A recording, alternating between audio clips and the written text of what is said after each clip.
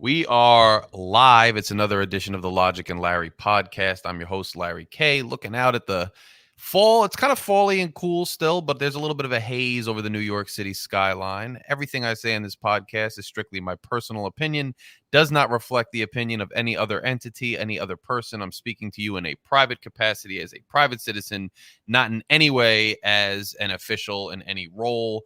I have a special guest today, my boy Chuck, who's been a friend of mine for many, many, many, many years, going back to like high school times. And he is currently, I'll let him introduce himself, but he's very well versed in politics and he's also a writer.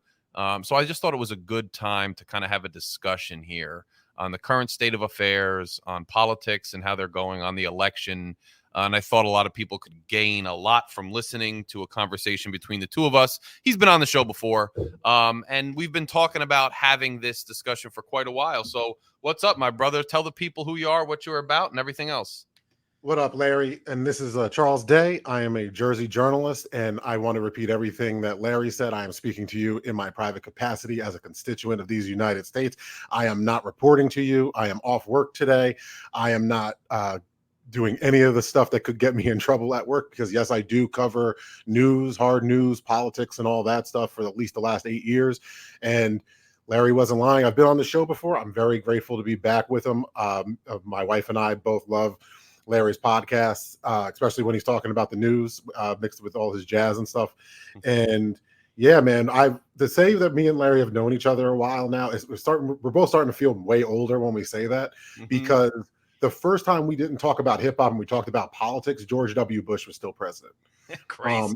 And me and Larry were both like, oh, wait, you know who that junior senator from Illinois is? So yeah, we're old. And to start off, I would like to say, because I think last time I was on here was about like at least like close to 4 years ago, or right after the 2020 election, because I remember vaguely us talking about the state of the left, because we finally were past the Trump era, so we kind of could talk about our politics again. Yes. And I want to say both Larry and I were right in different ways, because Larry has got at me a lot over the years for not seeing the value of centrism, and I've criticized centrism as not a real ideology. And it is interesting to me that now in 2024, where we stand, I'm sure we'll get into it, it is just common knowledge that how the DNC worked to get their people in against Bernie in 2016, 2020. And then this year, there's a whole thing. We'll get into it with the whole cycle this year. But I need to keep it real, because if I'm going to be like, oh, wow, I told you about these forces working against the left. My guy over here said back in 2020 when Kamala was just in the primary, hey, man, I don't know if all this rhetoric that's really hot in the moment is going to help her electorally. So, like usual, when talking politics, the truth was in the middle somewhere. Yes. Not to give him too much credit. But the middle, ironically, here would be the center left, not the middle that they want me to go to. So I just want to point that out, because again, the popular left that I usually get thrown into, or I have to defend, is more of a populist left. And a lot of the things that I've noticed in the last 2 years is when I talk about the arguments framed from the right, sometimes, and as you know, dude, I've told you, being a dad, I haven't been as tuned in with a lot of the online narratives. Sometimes it is completely online. And it really is. Both sides, man. Sometimes it's like, I don't know what you're talking about, because I actually have to read policy. And this isn't happening. For those who don't know, I'm in New Jersey with Larry. So a lot of the last couple of years when I'm talking about like this, I hate even saying it like this, but whenever we talk about air quotes trans issues and this fear mongering about schools, I literally cover school districts in bluest of blue states. Yes, and I want to get into that later too, because as a general point, I mean, you are dealing with literal reality on the ground in a hyper localized setting in a subset of blue New Jersey, but in a bluish part of blue New Jersey. And so your actual experience dealing with the brass tacks, quite literally, of like school boards and curriculums and communities is going to differ from this sweeping, generalized national narrative that's festering online. And I just want to ask you, as a good segue into the conversation here, I mean, as a legitimate journalist who's a writer who has to verify your sources and who's checked on his sources, and it's really, you know, a process to go through, and it's your professional integrity and your professional reputation that's on the line every time you publish something. How frustrating, or what's like the dichotomy, the irony, when you're finally getting done with the day, with the kid, with the family, and you're logging online and seeing, like, A, the mediums, like the way that we get our information, B, the time, and C, who's giving us the information. Like, how does that contrast to being a real journalist? We know, obviously, but like, how has your perception and your understanding of this internet information, if you can call it information, web, compared to real fact finding and real journalism, which you quote different sources, you quote, you know, different sides of an issue. I mean, you do that, and it's such a different way to learn and to report versus what we see online. How has that affected the way you read and consume things online? Oh, it's affected it, and at the same time, it hasn't, because as you know, one of the things I have to deal with is a backhanded compliment that people don't believe me when I just say I don't know. You know what I mean? Right. So like, that's how much I pay attention. So I'm gonna pay attention even if this wasn't my job. I actually made it my career because I said I might as well get paid to do this. But to answer your question, it depends on the subject at hand. Because as you know, I don't pretend to know about certain subjects that I really don't know or care less about, right? So right. I'm not really passionate. I don't fake my passions. I come from a family of school teachers, to remind everyone. My whole family is veterans or teachers. I'm the weirdo journalist. Like, my mom's a teacher in Jersey City for 30 something years. My sister and my brother-in-law both teach in New York City. So like, so besides my job in a red part of a blue state where I cover all these districts and I have to deal with the S2 tax cuts and all this stuff and curriculums, like, I have attended so many Board of Ed meetings. So especially in the last 4 or 5 years, when this fear mongering over pretty much transphobia, that's all I can say. I don't want to get completely sidetracked, but I have to touch on it too, because it was CRT and it was trans stuff. And especially in 2020 and 2021, when it was mostly virtual meetings and people yada, yada, yada. You know what I did? Because people really don't, you know this, a lot of people don't understand this about me, but like, if you think I'm not going to say whatever I'm saying into a microphone to your face, you got me effed up, because that's exactly who I am. So what I did all the time when people would tell me, oh, this is actually going on, I just say, okay, go on the record. I'll quote you. Right. And they would just, you know, like, and it's crazy, because nobody wanted to go on the record and just tell me how these schools are ruining them with their agenda and all this stuff. So that tells me, oh, you're just parroting rhetoric. That's number one. Number two, it's not that hard to go to a Board of Ed meeting, everybody. You could check out everything that's on the agenda. It might look like the agenda might look really, really intense, but it's a lot of nothing once you learn how to read it, because then it's really easy to find what you want to read.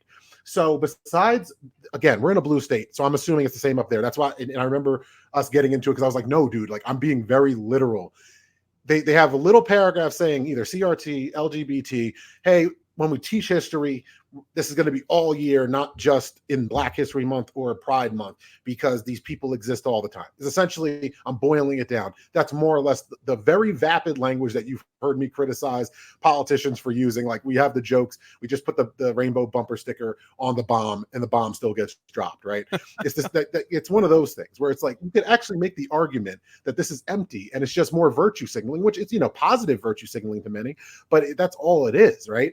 And people were up in arms. And here, you heard of Moms for Liberty. Anyone that's listening to your show has heard from Moms for Liberty. So again, I'm not working right now, but I can back this up. How come Moms for Liberty was Oprahing Open Public Records Request Act? All this information from school districts, so much information, because the school district, that means it's state, and there's people's names, so the lawyers have to go through it, redact personal information, and that takes time and money because you have to pay people to do that. So when they're Oprah requesting tens of thousands of documents from multiple districts, that's clogging up everything, and then they're going to the meetings, or they used to go to the meetings and complain about how wasteful the spending is, and look, it's the agenda, blah blah blah blah blah. So they were creating the issue and then saying the issue was something else, and that's what I saw, and that's what Republicans that lawyers told me, and they're Republicans because that's what they are. Yeah, because I think this is a good opportunity to kind of drill down on something that's pertinent to this election, but also just, I think, to discuss nuance, and especially when we discuss issues. So just so people are aware, if you're not aware already, I mean, some of the things we agree on, a lot of things, some of the things we disagree on, or do we debate is kind of, and I say this in the general use of the term, because I don't know that either you or I would agree with the classifications that I'm going to give us, but you're further left and I'm more centrist, for lack of a better way to describe us. I don't know if I'd even agree with that. Yeah, I feel like we're both. Listen, the reason let me clarify so everyone can understand my context when I insult Larry for calling himself a centrist. I don't believe in centrism because our Overton window is always shifting. With Trump in the last 9 years, our whole country, I don't care what the rhetoric is, has gone farther right. We lost rights in this country, abortion being the main one of the last 2 years, right? The racial animosities in this country, blah, blah, blah, blah, blah. It didn't go farther left. We can make the rhetoric because, the people that have always existed, like trans and gays, have existed, and they're more represented on TV. Sure. But I just clown Larry for saying he's a centrist because he's not a centrist. He has his own ideology at the end of the day. I don't like the fake Clinton-esque Democratic, oh no, we need to criticize the left because I'm actually on both sides. That's bullshit. Like, I agree with Republicans on a lot of stuff when it comes to the gun legislations being BS or just empty, and we just need some common sense stuff. Most people agree with that, right? I don't think so. That's what a center is. That's what the center is, right? Us agreeing that everything is inflated and there's a lot of greed that has to do with it. I don't feel like that's super far left, or it just is. So that's what I just want to be clear. Me and him more make fun of each other. And again, that's why I want to be, it was 2020. I don't remember Larry necessarily thinking I was super far left, other than with defund the police rhetoric. And to be clear, again, my job, I was seeing surplus revenue in small townships that me and Larry grew up in, and they were buying tanks. Well, so, see, that's what I want to talk about. Like, that's another example. I think we agree on centrism, as I have my own ideology. I think sometimes there's this I think some people do it, like, quite frankly, I don't want to go digress too much, but Chris Cuomo, honestly, like, he's somebody who literally tries to find the literal middle of literally any issue. So if you have somebody on the left coming way to the right and somebody on the right becoming a straight up white supremacist, he tries to find the middle between that. Like, or if somebody's literally trying to become a completely state-owned capital communist and the other guy's like, a traditional moderate Jersey Republic, he's trying to find the middle. That's like the BS centrism. Like, I agree with you. I have my own ideology, which I think, like you said, sometimes I agree with Republicans. Sometimes I agree with people that classify as further towards the socialist side. Sometimes I agree with people classify further towards the authoritarian side. It's my own ideology, and it doesn't fit a box of like a cultural movement in other than what people might call centrism, even though it's kind of a misnomer. So I agree with what you're saying. I understand your point, and I don't like the people who just try to find the middle ground in every issue, and that's definitely not me. So we agree there. And there's a lot of people that really think being objective means being centrist, and that's not true. Because just like how you need to call me out if I'm too in my emotions, or I have to call you out because you're not seeing why I'm in my emotions, that's not centrism. That's just, hey man, somewhere we're going to find the objectivity here, right? Yes. And that's what annoys me, because especially with the debate, when we fact check literal lies, and I'm not saying you keep it even. I'm just saying when you say an egregious lie, it's not objective to let that lie slide as a journalist. I don't care what side they're on. So like, and I know people are going to get on us because we'll be like, oh, well, you're not going to say Kamala lied. Her lies might have been white lies and half truths. They weren't outright they're eating dogs and killing babies. Well, you know hold off on that too, because I want to get to the debate, but I want to drill into something else first, because I think it's important. Go ahead, my bad. It's all right. I think it's really important. You mentioned that when we're talking about defund the police, that you're in areas and you're reporting in areas where they literally have budget surpluses to the point that they're buying tanks that are completely unnecessary. You mentioned CRT and, trans issues and how it's basically bland, virtue signaling that really is not impactful and not pervasive in the curriculum there. And I think it's interesting because I don't think a lot of people really spend time contemplating this particular thing that I'm about to say. And I see it with Trump voters, right? The country's going to hell, the migrants everywhere, but they live in like a suburb and they're always celebrating how well their business is doing. Like, so how are they really affected by this huge notion, this macro sense of the country's going to hell, but you're doing quite well? I think it's interesting because of, you're familiar with where I live in Newark, North Jersey. I'm familiar with where you live. We grew up there. There is a difference, I think, that people don't always ultimately appreciate. And when you're going into school board meetings in places where, and I want to talk about CRT for a quick minute just to flesh it out, because I don't think it gets fleshed out and it's really frustrating to me. And I know you and I can flesh it out. But there's really, literally, quite literally, like a footnote about maybe they mention CRT, maybe they don't even mention it. Maybe they just say we're going to comply with the Amistad Act or whatever, and we're going to have, history taught throughout 12 months of the year instead of the 1 month. And these people are raising hell about it. But, when you're in Newark, Newark has a really interesting history, and there's other areas in urban, and wealthy urban areas too, like in parts of Manhattan and certain schools there where there's a different level of things going on that maybe even the student age population or the parents want, that's not affecting people who are people are going crazy at school board meetings way out in the periphery, and there's literally nothing happening there. And then they start to attack Black history as a matter of fact because they don't even know what CRT is. But then somebody like me, if I'm sitting in Newark and I'm seeing, okay, there's this new, so, and I'll get into examples, but before we do that, let's talk about this thing, this boogeyman, this thing called, and I want to also talk about after that how you said CRT kind of morphed into trans, because I think that's another important fact that I want to get into when we start talking about political alignment. But critical race theory. Now, I'm going to say what I think like the nuances and things are. You tell me if you agree, disagree, whatever, your perspective is. As I understand it, critical race theory is like a much more advanced intellectual academic theory, first advanced by Bell, which is essentially, I'm critical of the systems in place in this country to rectify racial inequality and to, no matter what they give us, whether it's the Civil Rights Act or affirmative action or any other thing, I'm skeptical that within the framework that we currently live as a society, that within a framework of what our society was designed as at root, I'm skeptical that any of these in-system corrective mechanisms are going to be effective, because the society itself is always seeking to undermine the advancement of minorities, specifically Black people in this country. Therefore, we need to look at everything from an academic, theoretical sense critically. And then if you were to quote, there's two ways to look at a curriculum that would employ that. One way would be just teaching the theory, like in a critical sense, like a theory class, like you and I took at Rutgers, like political theory. The theory is that what I just said, the skepticism of the systems to handle or to redress anything.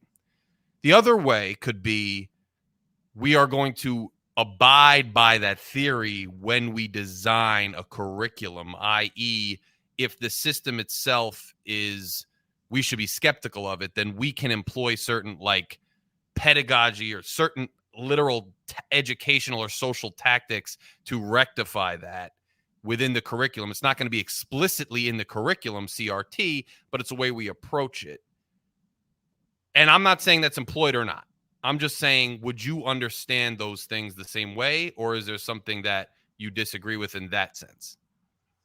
Well, that's the best part, man. And I'm happy you, my personal lawyer, outlined it so intelligently and articulately, because and now I'm going to speak anecdotally. That's not at all how people argue it. And that's what me and you got into it just talking about, right?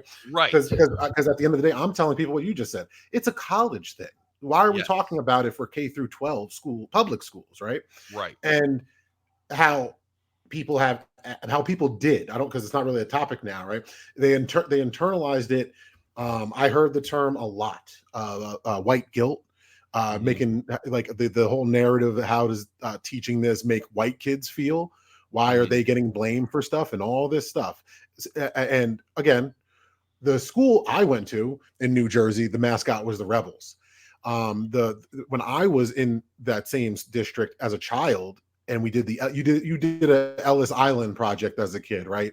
When you learned about Ellis Island, and you had to, I'm sure you said, "Oh yeah, I came from Italy, and here, here's a thing, blah blah blah." Well, only one of my grandparents came from Italy. She was first gen here. The other three are all descendants from slavery. So when I had to choose an African country, and I did my research, I'm in third grade, and I said, "Oh, I can't choose certain countries. It has to come from the West Coast." And I did all of my research. I was explaining how me and my dad stayed up and why I chose that, because that was like our homework. And my teacher, who was from New England, cut me off and said, "It doesn't matter. They're all the same. Just pick one." Unbelievable. So that was me in third grade. Actually, I wouldn't say unbelievable. And that was the year after I got. But I'm just pointing that out because that's something I lived with. I got called a nigger in middle school in front of the teacher, and I got removed from the class. So like that's just the school district that I eventually one day would cover. A school district I'm proud to say pushes out engineers, and I'm not an engineer, and mathematicians and all these kids that are super smart. So I'm not even trying to trash the district. I'm saying in a blue state, in a good district, I still dealt with that, right? And again, family full of veterans and teachers. So my grandfather fought in World War II. My dad fought in Vietnam. Both of my families I trace back to the 1600s. You know what I mean? I'm very proud. This is my country, and the idea that my family's perspective is politicized, but it's not that the system is racist. It's I'm racist for even wanting to provide that perspective to the white kids. Is insane. Like I'm just, and Black history books in Florida. Again, I have family in Florida. DeSantis. That's why I was talking to you like DeSantis ain't no moderate. He's banning Black history books from academics. You know what I mean? So that's why it was frustrating to me. That's why I brought it up the way I did, because it's like we're not like the irony of the conversation we're having is it's not coming from a Black perspective or an objective perspective. It's coming from a very white perspective. And the irony of the theory is that's how the system's set up. Our whole politics, the reason why we're going to get into the debate is because for the first time in our life, or our adult life at least, the right wasn't setting the terms of the narrative in the debate. Yeah, that's a good thing. I would say that actually feeds into so critical race theory, right? Like as a theory, I was more skeptical at one. I waver back and forth depending how I see the country. Right now, I'm very much in favor of that theory. Like, I don't necessarily think that our systems are inherently need to be torn down, but I definitely think that there's an inherent bias. I don't just think, I know, but I mean, it's more potent than some people want to believe, quite frankly. And I think it's true. Your anecdotal conversations certainly go to the fact that this is a very white-based conversation when it shouldn't be. And I would ask you this.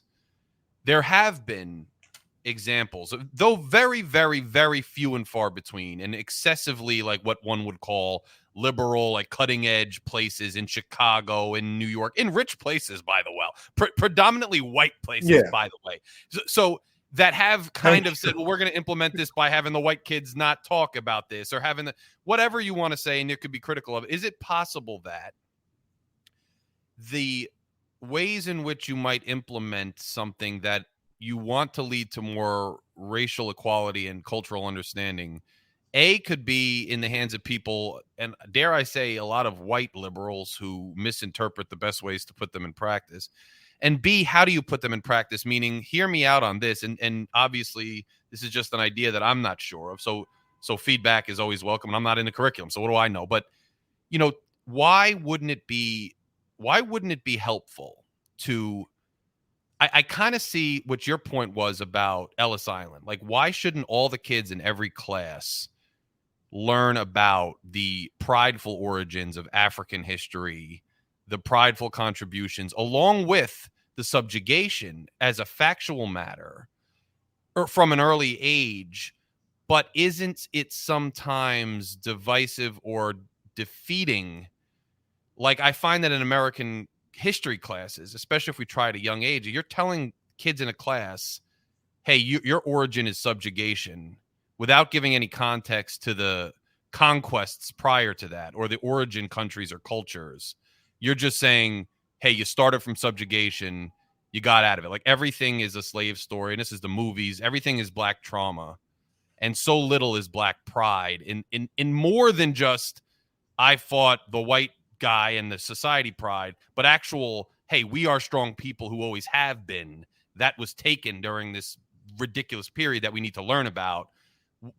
Wouldn't it be more beneficial to give more opportunities for education on the old continent, in immigration, in mixed families, things like that, rather than foreclosing it and then saying, well, your origin starts at slavery? And is there a line between factual history and critical? I don't want to say critical theory because it's not what they're teaching, right? But well, to answer your question, the reason we start at slavery is because usually we're talking about American history and not world history, right? And to get back to the systemic issues that we're pretty much, you keep outlining and how it's a problem, it's we teaching American history, and that's part of the foundation. So and part of the black pride we have is in the black trauma we suffered.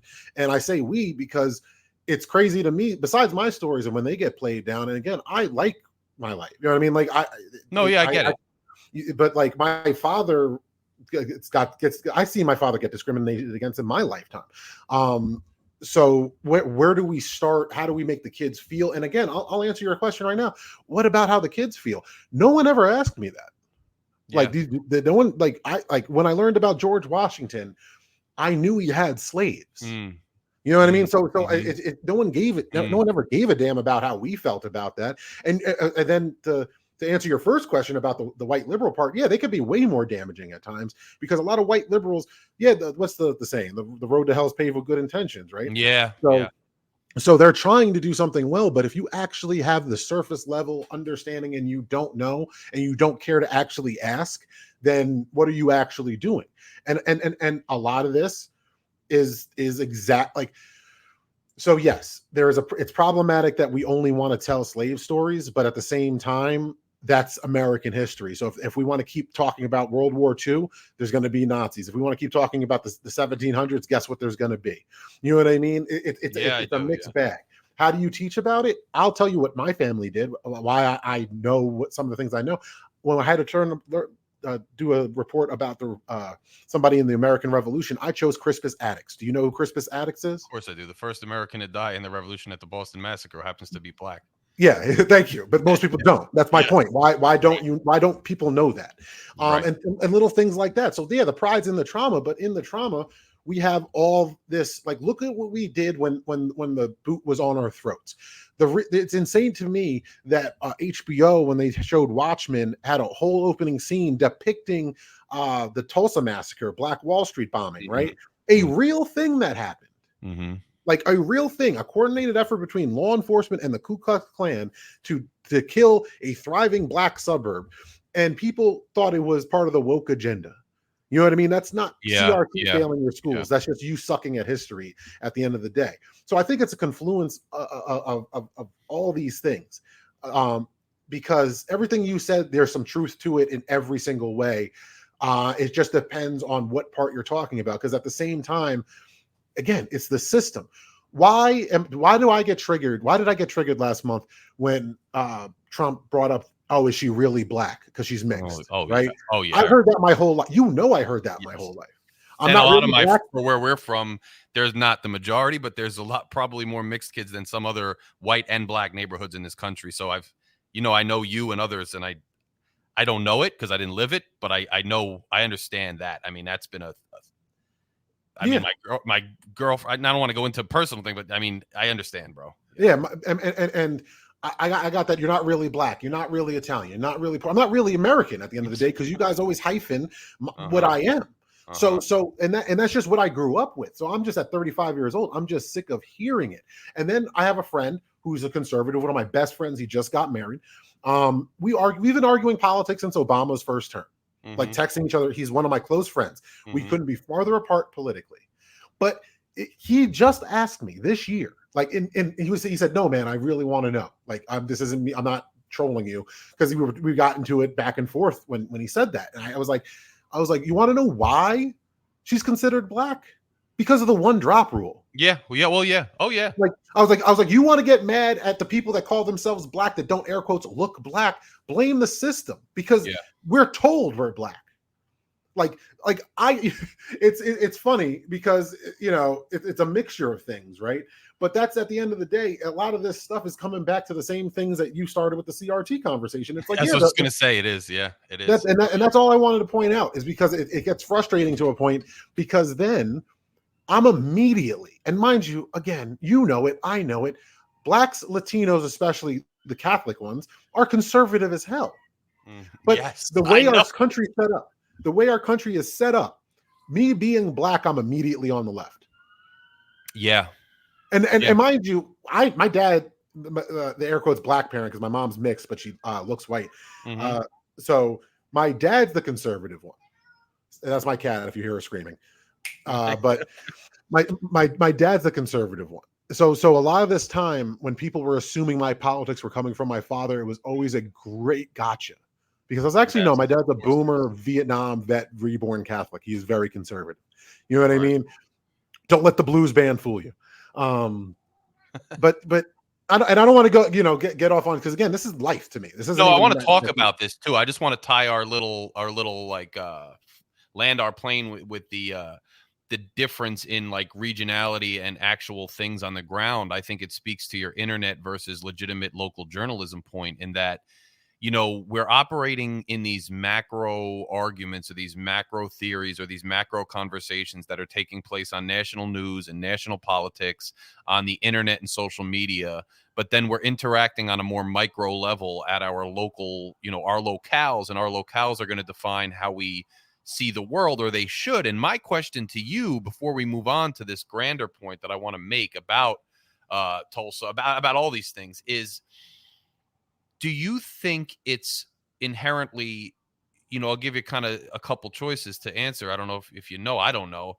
Is it because people, you and I are functioning, college graduates, professionals in intellectually driven careers. We are functioning on a certain plane that people don't necessarily have discussions with each other or interact with concepts the way we just did? Or are people not forced to be as in tune with local issues the way you and I are, so their only prism to view any of this is a macro national social media sense? Or is it just, I think the third one would kind of flow from either of those, just willful cognitive dissonance and just refusing to understand. But what drives like people to go to a local curriculum meeting and air those kind of nonsensical grievances without doing the type of discussion or interaction with the concept or the local way that it affects or doesn't affect their school district? I mean, what's preventing that? Is it just a lack of engagement, a lack of ability to understand? What is driving that? Again, I hate to keep saying it, but it's all of the above, and it's a mixture of all of them. Because to answer your first part, as you know, ironically, most of the people I actually argue politics with isn't you, Larry. It's actually mostly Republicans. I have a lot of Republican friends, conservative. I don't even want to say Republican necessarily, also conservative, libertarian friends. And they rather argue with me and talk to me about everything, because I feel like I shouldn't even say I feel, I know for more than a handful of people in my life, I'm the only voice saying what I'm saying. Okay. And so they value it not only because what you said, they know I have a history in it. They know I'm educated. They know I have a career. And then that's part of it, is that a lot of people are just in their bubble, whether that's an echo chamber online or their own personal echo chamber. You grew up in a neighborhood, you're still close with your friends. You all just happen to agree with each other because your parents had the similar views, yada, yada, yada, left or right. That happens, right? To your second point, what causes them to go to any meeting and air their grievances? One, this is America. You can show up to any public meeting and air your grievances. I don't have a problem with that. I in fact, do it. Because even if it has nothing to do with anything, it's your right. You get somewhere between 3 and 5 minutes, depending on the meeting and the municipality. Go air your grievances. It's your money anyway. But to your third point, it's a mixture of not will. I don't think it's willful ignorance. That's mean. That's assuming it's a bad faith argument off rip. Some people are having bad faith arguments, but most people, if someone you trust or believe in tells you something, you just trust it. And that's why some of these Republicans ask me some things. They also troll me sometimes because they know I will look at it or look into it, right? and then they'll know the truth, right? I've pissed off a lot of people because, as you know, you can't really hurt me with the, oh, well, Biden's not going to be your candidate. I bet you're really upset. Actually, no, I didn't want him to be my candidate 4 years ago either. Right. You know what I mean? So I'm a very unique specimen politically because I really, I hate the partisan stuff. I don't like it. That's why I have my job. But it is all three at the end of the day. Why? I heard a man in 2021 when the pandemic, it was a mixture, like a certain amount of people could go to the meetings, and then it was also hybrid, so you could watch it on Zoom. And mind you, now it's just regular. All the meetings are usually live streamed now. It just became a regular thing. It's one of the few positives. But I was watching this meeting, and they were complaining about sources like their kids could use, and CNN was one of the sources they could use. But Breitbart or something else wasn't, like a far, not Fox News, something that's farther right. I don't remember what it was. And this dude said, oh, so child porn is okay because CNN links to the parent company, and the parent company has Cartoon Network, and on Cartoon Network there's Adult Swim, and on Adult Swim Rick and Morty has this one episode where XYZ it happens, and yeah, that's the stretch they made. So I mean, it's crazy, but I also, there was at the same meeting, there was people getting up there saying CRT is just white racism and it's discrimination against white people in the district. So like, I see what you're saying. Yeah, these people are in depth level. Right. Yeah, man. These people are real. The Moms for Liberty, the Ku Klux Karens are real.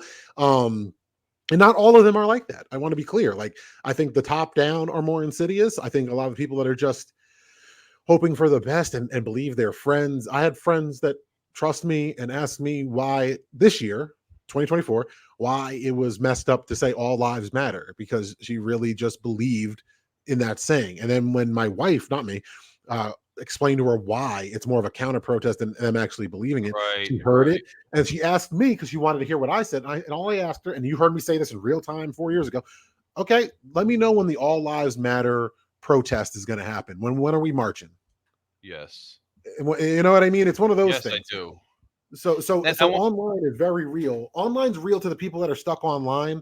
But to me and you, where we have to put our names on paperwork at the end of the day, some people take, just like me and you can swallow our pride when one of us get the better in a debate or on a topic, right? We could be like, wow, I didn't know that. And we just keep it moving because now I know and I'm going forward with more information.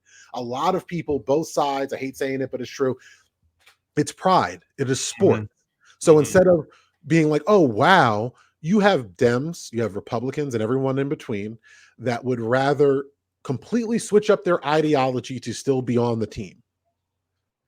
And instead of just going, wait, I didn't. No, it's true. Yeah, and they will switch their ideology, and that's and we'll get into that because let's talk about, and I agree with all of that. And you brought up something like the All Lives Matter thing, which harkens to a few years ago as well. And then I obviously agree. There's no reason to say All Lives Matter unless you're counter protesting Black Lives Matter, which people didn't seem to understand. But in that movement too, I think some of the issues that were going on, I think also. Hear me out. I'm going to draw a parallel, and not totally, but just in general to ask you about information and nuance of information, how important it is, right? Donald Trump at the debate says they're eating the dogs, and he looks like a nutcase, and he's panned as he should be, wide and far and wide.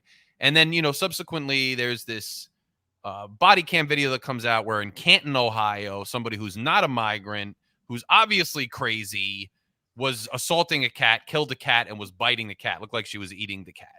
Now, Trump's still wrong.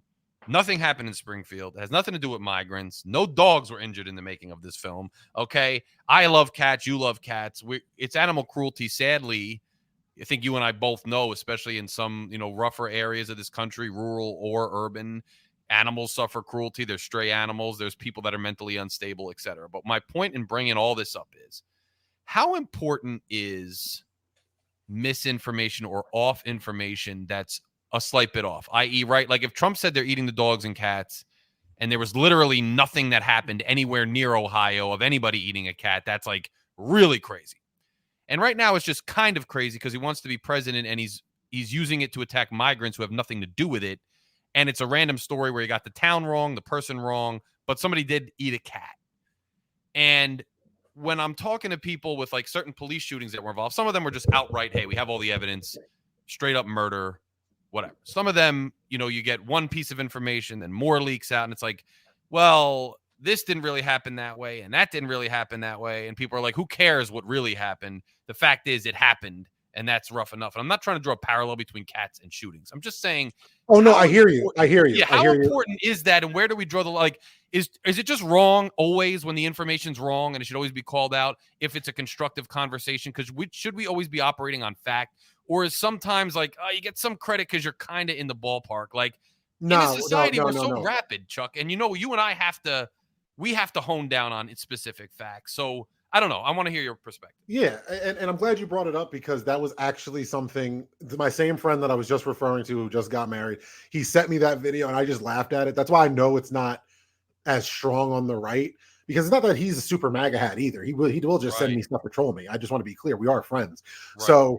So what you said, all the people that want to say, oh, look, Trump wasn't lying are the same people that will shit on George Floyd. I've been doing my best not to curse. I'm sorry. I know I try to do better on your podcast. That's what I'm getting at because I think. Yeah. So, but I'm not even done. So here's the difference, right? You want to talk about facts. So when we got videos, mind you, I don't have to say 4 years ago. Any video, Tyreek Hill, a couple, you know what I mean? Like any video of cops interacting with black people, and there's any type of negativity displayed by law enforcement, because again, I hold law enforcement to a higher standard. To be clear, I do not hate them. I in fact want all of them to get rid of the bad apples because the good ones want them gone too. But in that little, you know, addendum or whatever I just made, they're not doing that with this video. And it's very reminiscent. If you heard me shuffling around while you were talking, because I have a squeaky chair, I was looking at my book. Right behind me is my book shelf because I wanted to remember the name Willie Horton. That's how George H.W. Bush ran to become president. He showed a black man's face who broke in, did some violent crimes, one guy, and made him the face of crime in the country. Now, in the last year, the term migrant crime, it's just rhetoric. It's propaganda. Migrant crime, you could call it migrant crime, but that's not a real category of anything. That's not how it works. And the fact that he didn't say somebody ate a cat that was on drugs. He said Haitian migrants are eating dogs and stealing your pets and eating them. So those are two separate things. It's like me saying, yeah, that cop, wow, he shouldn't have did that. That one cop shouldn't have did that. And saying every cop everywhere is killing black people. That's the stretch that they're making on that side. And again, the source matters, right? The source really matters because the same Dems that were saying, oh, the polls, the Biden is fine and all that, they completely switched up their tune once he dropped out. And now it's hard to kind of take some of them seriously, even if you do like Kamala more now. Like, I heard you telling me he was fine 2 weeks ago. You know what I mean? So like, why should I believe anything you're saying? And on the inverse of that, I keep asking this, and I'm asking this honestly, everybody, because ask Larry, I'm never been in blue no matter who people, and the blue no matter who people were really mad at me the last 2 years because I've been saying for years Biden shouldn't run. He's obviously declining, he's older, So all this cognitive dissonance, all this cognitive decline talk this year where is it from the right? Because there's still an old man in the race saying crazy shit. Yeah, well, you know what? I want to hone in on that too, because you remarked on it before that you'll change your ideology to be on the team. And I think you make a great point. Like, I think my thing and why some people get so agitated with me, because I seem like I'm just being a contrarian to the point that some people start coming at me with like canned responses. Like I have conservatives coming at me with canned generic liberal attacks or canned generic conservative attacks. And I'm like, dude, I'm just calling out because you're losing credibility with me and I want to stay on the same page. Like, to your point, any person, yes, the speaker matters, but like any person who fails to acknowledge like the specificity of a certain instance and and just apply some macro thing to it. I know I keep saying macro because I think it really bothers me. I think I've been contemplating on my intellectual, ever perpetually evolving journey, this idea of like macro versus micro justice. And I feel like when you try to attack anything from a macro perspective, using like, you know, a magic marker when you need a needlepoint pen, or, you know, a set of pliers when you need tweezers, is somebody gets caught up in it that doesn't deserve it. And that's micro injustice every time. And I just think with our truth seeking, yeah, a cat died, but you just categorized migrants in a town specifically who had nothing to do with it. And at the same time, you're missing a mental health and drug problem, maybe, and an animal cruelty problem. And everybody suffers for that. And I just think some of our conversations hinge on credibility. And sometimes we lose credibility, not you and I, but people lose credibility when they insist on just kind of being lazy with their facts, lazy with their specificity, casting such a broad brush. And then what it does is it creates a lot of macro hostility and grand generalized ideas. And to our point before, where is the actual traction on a policy or a local crime rate or a local election or hiring that will actually move the needle for real people, when we're caught up in this macro sense of like, I'm always righteous and I'm always going to stay on my team, and I'll be an absolute hypocrite today if it works for my team, but call out your hypocrisy tomorrow if you look bad. I mean, I just think that's a societal problem. It is a societal problem, man, because again, I'm going to talk 100% for me, from my personal politics, just to be clear on this one, right? So I don't like Trump at all. At all. I didn't like him as a WWE fan growing up and a Tupac fan growing up, let alone politically with all of his racist BS since birtherism to now. It's always race. He always brings it up. It's continuous, and I can have a timeline that backs it up, right? So I don't like him. But for my friends who voted for John McCain, why are you voting for Donald Trump? Yeah. All the criticisms that my friends had for Hillary Clinton, all the right criticisms they had for Hillary Clinton in 2016 apply to Donald Trump. Period. He's corrupt. He's a fraud. He runs a fake charity. There's problems with classified intel with him. He's been compromised with foreign leaders. He loves dictators. All the things that you were worried about have been on display. January 6th happened. He tried to steal an election. The fake elector scheme happened to the point where the Republican governor got reelected, but the state flipped blue. Like, this is not even me like being biased here. That's just objective reality that I truly don't get it, because some of these Republicans that we collectively know, you're going to vote Republican no matter what. Well, again, it's America. Fine. But stop pretending it's some intellectual thing you're doing. You're just being partisan. And I only say that because I could just play the YG song FDT, and that explains how I feel. But I've been complaining about the Dems for the last 9 years too. Right. I saw real support for Bernie Sanders on college campuses. I saw the DNC conspire to hurt Bernie Sanders more than they ever conspired against Donald Trump, and it hurt them.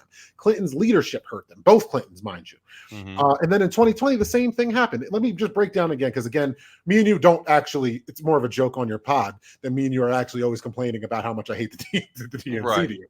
But in 2020, I pointed out that all the candidates dropped out to support Biden because Bernie still had all that grassroots support. There's a timeline. There's a possibility that Bernie Sanders is finishing up his second term now if the DNC didn't do that back in 2016. There's also a possibility he lost in 2020. I don't know, because that's what I'm saying. This is the third election the DNC chose the candidate. We didn't. Right. We haven't chose the constituency that would make up the Democratic primary has not chose a candidate since Obama. Well, see, and that's something that I think is interesting. I want to drive into another point that you're giving me another segue, which is good, that I wanted to get into.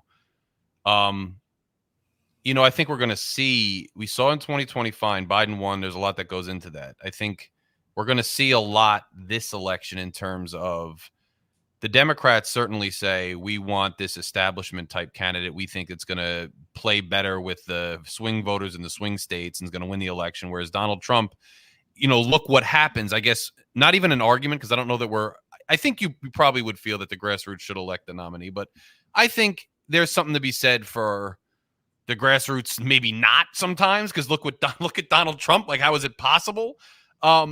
but I want you to briefly touch on that, because then I want to move on to a culture, an ideological culture race conversation that you brought up before, talking about Black Wall Street, and now you're kind of alluding to, and I want to hammer in on when we talk about people who support Trump, who ideologically have no business doing it. But what do you think? I mean, what's interesting, because again, they keep splitting the field.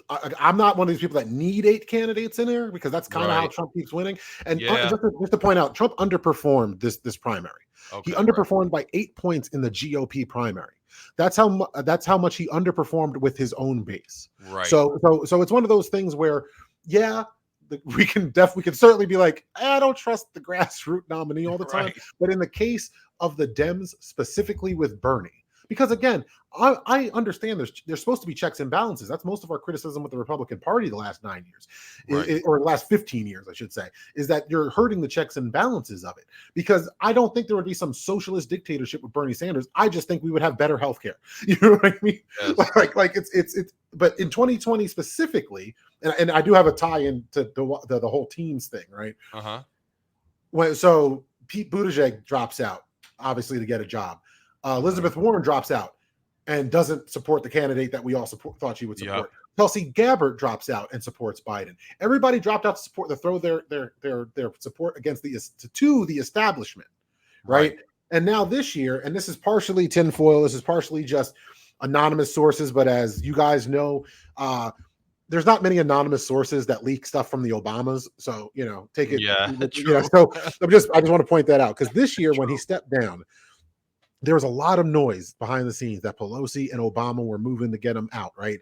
And that the talk wasn't that Kamala was going to be the replacement. And I'm not the biggest Kamala fan. I'm not really a Kamala fan at all.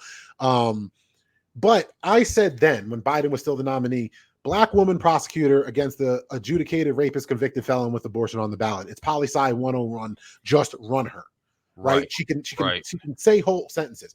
Apparently, Obama was pushing more. Obama Pelosi wanted to do more of the open DNC thing, and Biden's last chance FU was endorsing her in that letter. Gotcha. So interesting. So the interesting part is I'm complaining about not picking her, when even though I'm saying systemically it makes sense. She's the vice president. If we're agreeing the president should step down, the vice president is next up. She did get votes. Like, the primary might have been rigged, but she did get votes. She is on the ticket, right? And I say that because the establishment is in a weird spot right now, because even though she is totally an establishment politician from California, the establishment didn't necessarily want her in the traditional sense now. And I say all that because why the F because there's an argument to be made for RFK if the primary was real. Not that I would have voted for him, right? But, they're the Kennedy name brand recognition. But the irony that Tulsi Gabbard is now some hero to the right wing when she endorsed Biden last time, 4 years after she endorsed Bernie, makes no sense. But overall, it's so much less about the teams and with so many of these guys, and it's just the cult of personality. They're trying, it's for their own personal power. Tulsi Gabbard, Pete Buttigieg, these types of politicians, they're doing it for them. And you got to look at what people do. You got to look at what people say, especially in election years, guys. Like, you can get to your more macro race question. That's fine. I don't mind it. I'm just ready to rail against I was saying before Kamala was the candidate. It's ironic you're saying democracy's on the line, but you're not allowing any democracy in a primary. Like, there were states that just anointed Biden without actually holding a primary, even though there was candidates that did everything right. Well, I think, I don't have as much frustration, because once he drops out, she's the vice president. That ticket got the votes. She's in a good position. She said, let's keep it open. Kind of dared him to run against her. Everybody knows they couldn't. Fair enough. But she said all the right things. She coasted to it. I have more of a problem with Biden running in the first place and even putting the Democrats in that position. Like, it should have been a primary from the beginning. I mean, that's what I have a problem. Once you're in that predicament, I never thought Biden should run again either. I thought he should have just been a one. I wanted him to run in 2020. I did like a lot of his platform, not all of it. I didn't like how he handled his presidency totally. Some things I really did like. But I thought it was just like, hey, you came in, you beat Trump, bow out gracefully. I thought that was always the case, and I'm surprised he didn't. And I had a problem with the fact that, okay, you missed the primary. You don't have a real primary. There were Democrats trying to challenge you, and certain states just handed it to Biden. Now, all of a sudden, you don't want to run. I think that's a big problem. I'll briefly touch on Kamala because it goes into my segue here. Obviously, and again, this isn't for centrism purposes because we already kind of debunked that that's a thing. And real quick before, because I don't want to ruin your point, but the whole centrism thing with Biden, which came out recently, like around the debate this week, was that he was taking that more tepid approach on the abortion subject. And I like the Kamala campaign. It's the same campaign, which shows you what Biden was in charge of. Yes. That they weren't going hard at the abortion stuff. And I know Biden's Catholic, so I think he has mixed feelings on it. Right. But that's the faux, oh no, I'm gonna try to attract the right and the center right and all this stuff. Like no, that's when you go left. And the one thing I do like, because Obama wanted Shapiro to be the VP, who has too much baggage, and I like Tim Walz. If there was a primary and Tim Walz was running, I think you would be like, yeah, you're totally supporting Tim Walz, aren't you? Right. You know what I mean? So there's been things that I really, really like that she's done, but in the last couple of weeks, she's kind of reverted back to the traditional, oh no, we're trying to pick up Republicans. I understand it's a campaign. Trump's trying to pick up people on the left right now, but that's how he won 2016. He went to the left. Like, I understand the certain, machinations where you want to go right, like on guns, on fracking. I understand that politically. I really do. Other things, why didn't she lean into the price regulation stuff? Other stuff that you would consider more lefty that is populist that would work. But anyway, I wanted to just say that, like, Biden is exactly I hope is the last breath of that Bill Clinton-esque type of Democrat that is like, oh no, actually I'm in the center and I'm judging the left. Then be a Republican, dog. Like, I don't know what you know what I mean? Like it's 2024, not 1994. Well, I think with that just also speaks to the evolution, of populists. What was popular, gay marriage was still an issue in 94. Abortion is still some issue, which it really isn't, because the majority of the country supports a woman's right to choose. So it's really just this evangelical type crusade from the right, and it's really a minority thing. But the Republican Party makes it such a huge part of their platform. And now you're seeing Trump struggle with that because he's trying to appeal to the left. But I would say that the Democrats are a truly big tent party right now, and the Republicans are the party of Trump. And the reason I bring that up is for this segue thing is I think Kamala Harris, you could say Obama, you could say Harris, you could call them centrists if you want to use that term. My actual philosophy is more aligned with what you said early in the podcast, which was people have their own personal ideologies. And it just so happens that Obama and Harris, and probably a pretty big extent Harris, I have to be honest, are very aligned with my own ideological views. Like, she was a prosecutor, she was very good she pioneered reentry programs and pioneered job training programs and pioneered trying to get truancy down and get guns down. But she also believed in consequence and in, some level of rehabilitation, but with a punitive edge. Like, there's certain things I just agree with her on. I think she's a pragmatic person. I wish she would be more honest about it. I wish when they said, hey, why'd you change your view on fracking? I wish she'd just say, look, my values have always been pragmatic. I care about the environment. But when I got into office, I realized a lot of people are employed that way and it's as clean as it can be. I had to change my position on it. And I know I disagree with some of the people that are looking to, have even cleaner energy, but that's where we are right now in the transition. Like, I wish she would admit it, because I think that's what she really thinks inside, but she just she's a politician and she has a tough time doing it. It annoys me, but the reason I'm segueing into this is I saw a huge shift in the DNC this year and in the way they presented themselves that I don't think necessarily compromised any values, but simply said, we are a big tent, i.e., we're going to chant USA, we're going to have the flags up, all that, but we understand its warts, we understand its problems, we still seek to redress the problems going on, but we can still embrace, like you said earlier, I'm proud of this country, but it has a lot of warts. We still embrace it. And her, like, look, we're going to have a fighting force in the military. People could disagree with the military industrial complex. That's another thing. I'm a little more pro-interventionist internationally, but we can have people running who believe in those things, but also have Tim Walz on the ticket who is like wants to extend medical treatment and medical availability of healthcare to people, and got school lunch and breakfast in the schools, and is by all accounts very progressive. This is a big tent. We can all have it. But the reason I'm segueing into this is something you said earlier. I saw a poll today that said Americans see Trump as more moderate and Kamala Harris as more liberal. And I think it's absurd. I mean, Trump is fascist in a textbook ideological sense. Like, I don't even want to offend anybody listening who's a Trump voter saying, and I will, my opinion on him. It's well known, so I don't have to rehash it. I'm not just trying to be polite, but like, I'm literally saying textbook definition. Yeah. Yes. Like, definition. Yeah, not in a vitriolic, like literally.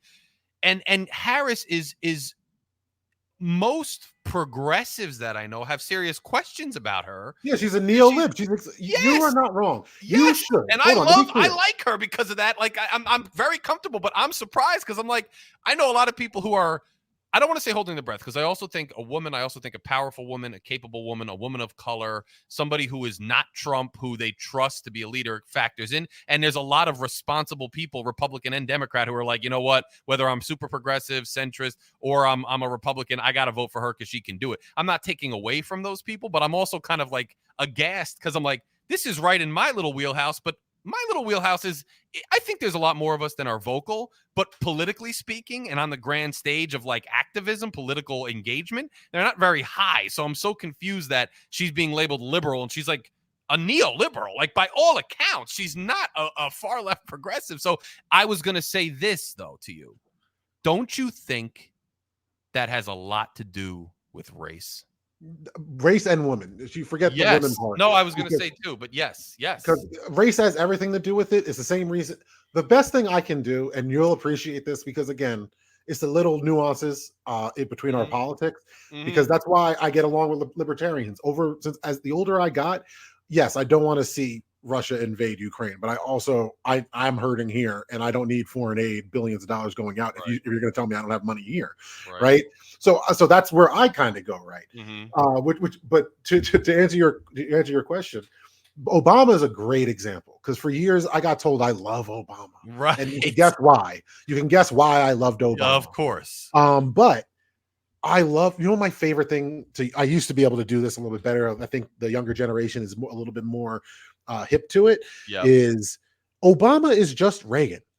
He's just Black Reagan. Right. Like I took quotes from both of them that are identical quotes. It's actually, that's why I said it for years, that they have an identical quote on automatic weapons. Because for those who don't know, Reagan is the reason California has such strict weapons, because he didn't want the Black Panther Party exercising their Second Amendment rights. Just for everyone's little clarification here. Anyway, Obama is exactly, he's a self-described. He said, I would have been a liberal Republican in the 80s. That's him. That's what he said. Right. So it's funny to me because I'm mad at Obama because I believe the hope and change. And he didn't go that left. He had a super majority. We could have healthcare. He didn't want to do it. Mind you, that's what I believe he believes. I believe that's what he actually thinks is best. Incrementalism. I disagree with it, but that's what he believes. But now you should be a Kamala fan. I'm happy you're a Kamala fan. I'm a huge Kamala fan. But let me just ask you this, because to your point, I mean, because I think this is important. I really do. I understand where you're coming from with healthcare, but don't you think that there was also, I think he does believe in incrementalism. I do. I believe in, I'm glad we have Obamacare, because I wouldn't be able to get insurance with my pre-existing heart condition, but I don't know if I'm ready to deprivatize the entire industry. That's a different conversation for you and I. But from a political reality standpoint, I understand the Black Reagan thing. I mean the liberal Black Reagan thing. I totally understand it. But don't you think that incrementalism is sometimes the only way? Like, Democrats were fighting about the Obamacare bill. Like, Democrats were kind of thwarting that. He had to get the votes. He had to peel it back to some extent. Do you really think he could get that through? And then when it comes to financial regulation and the tax code, I think he tried to make it a little more progressive, but Reagan really set us back with the tax code to a large extent. I don't want to argue the nuance of, like, is he the Democratic Reagan, the modern Reagan? No, I wasn't going for nuance there, just to be clear. Right. It's more so for the the tribalists, the one that think Reagan's God, I think Obama's God. So when they look it up to prove me wrong, they start realizing it's a Venn diagram, not two separate circles.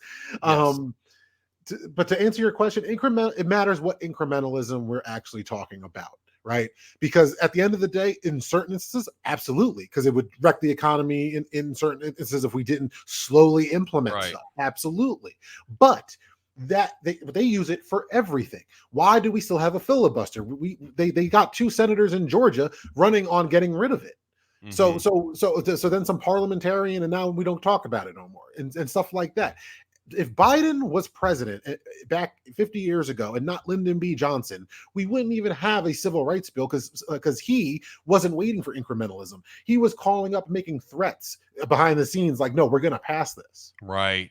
You know what I mean? Right. Yes. So was Lincoln. I mean, with the 13th Amendment, which is sick, but true. He had to lie to Congress, I think.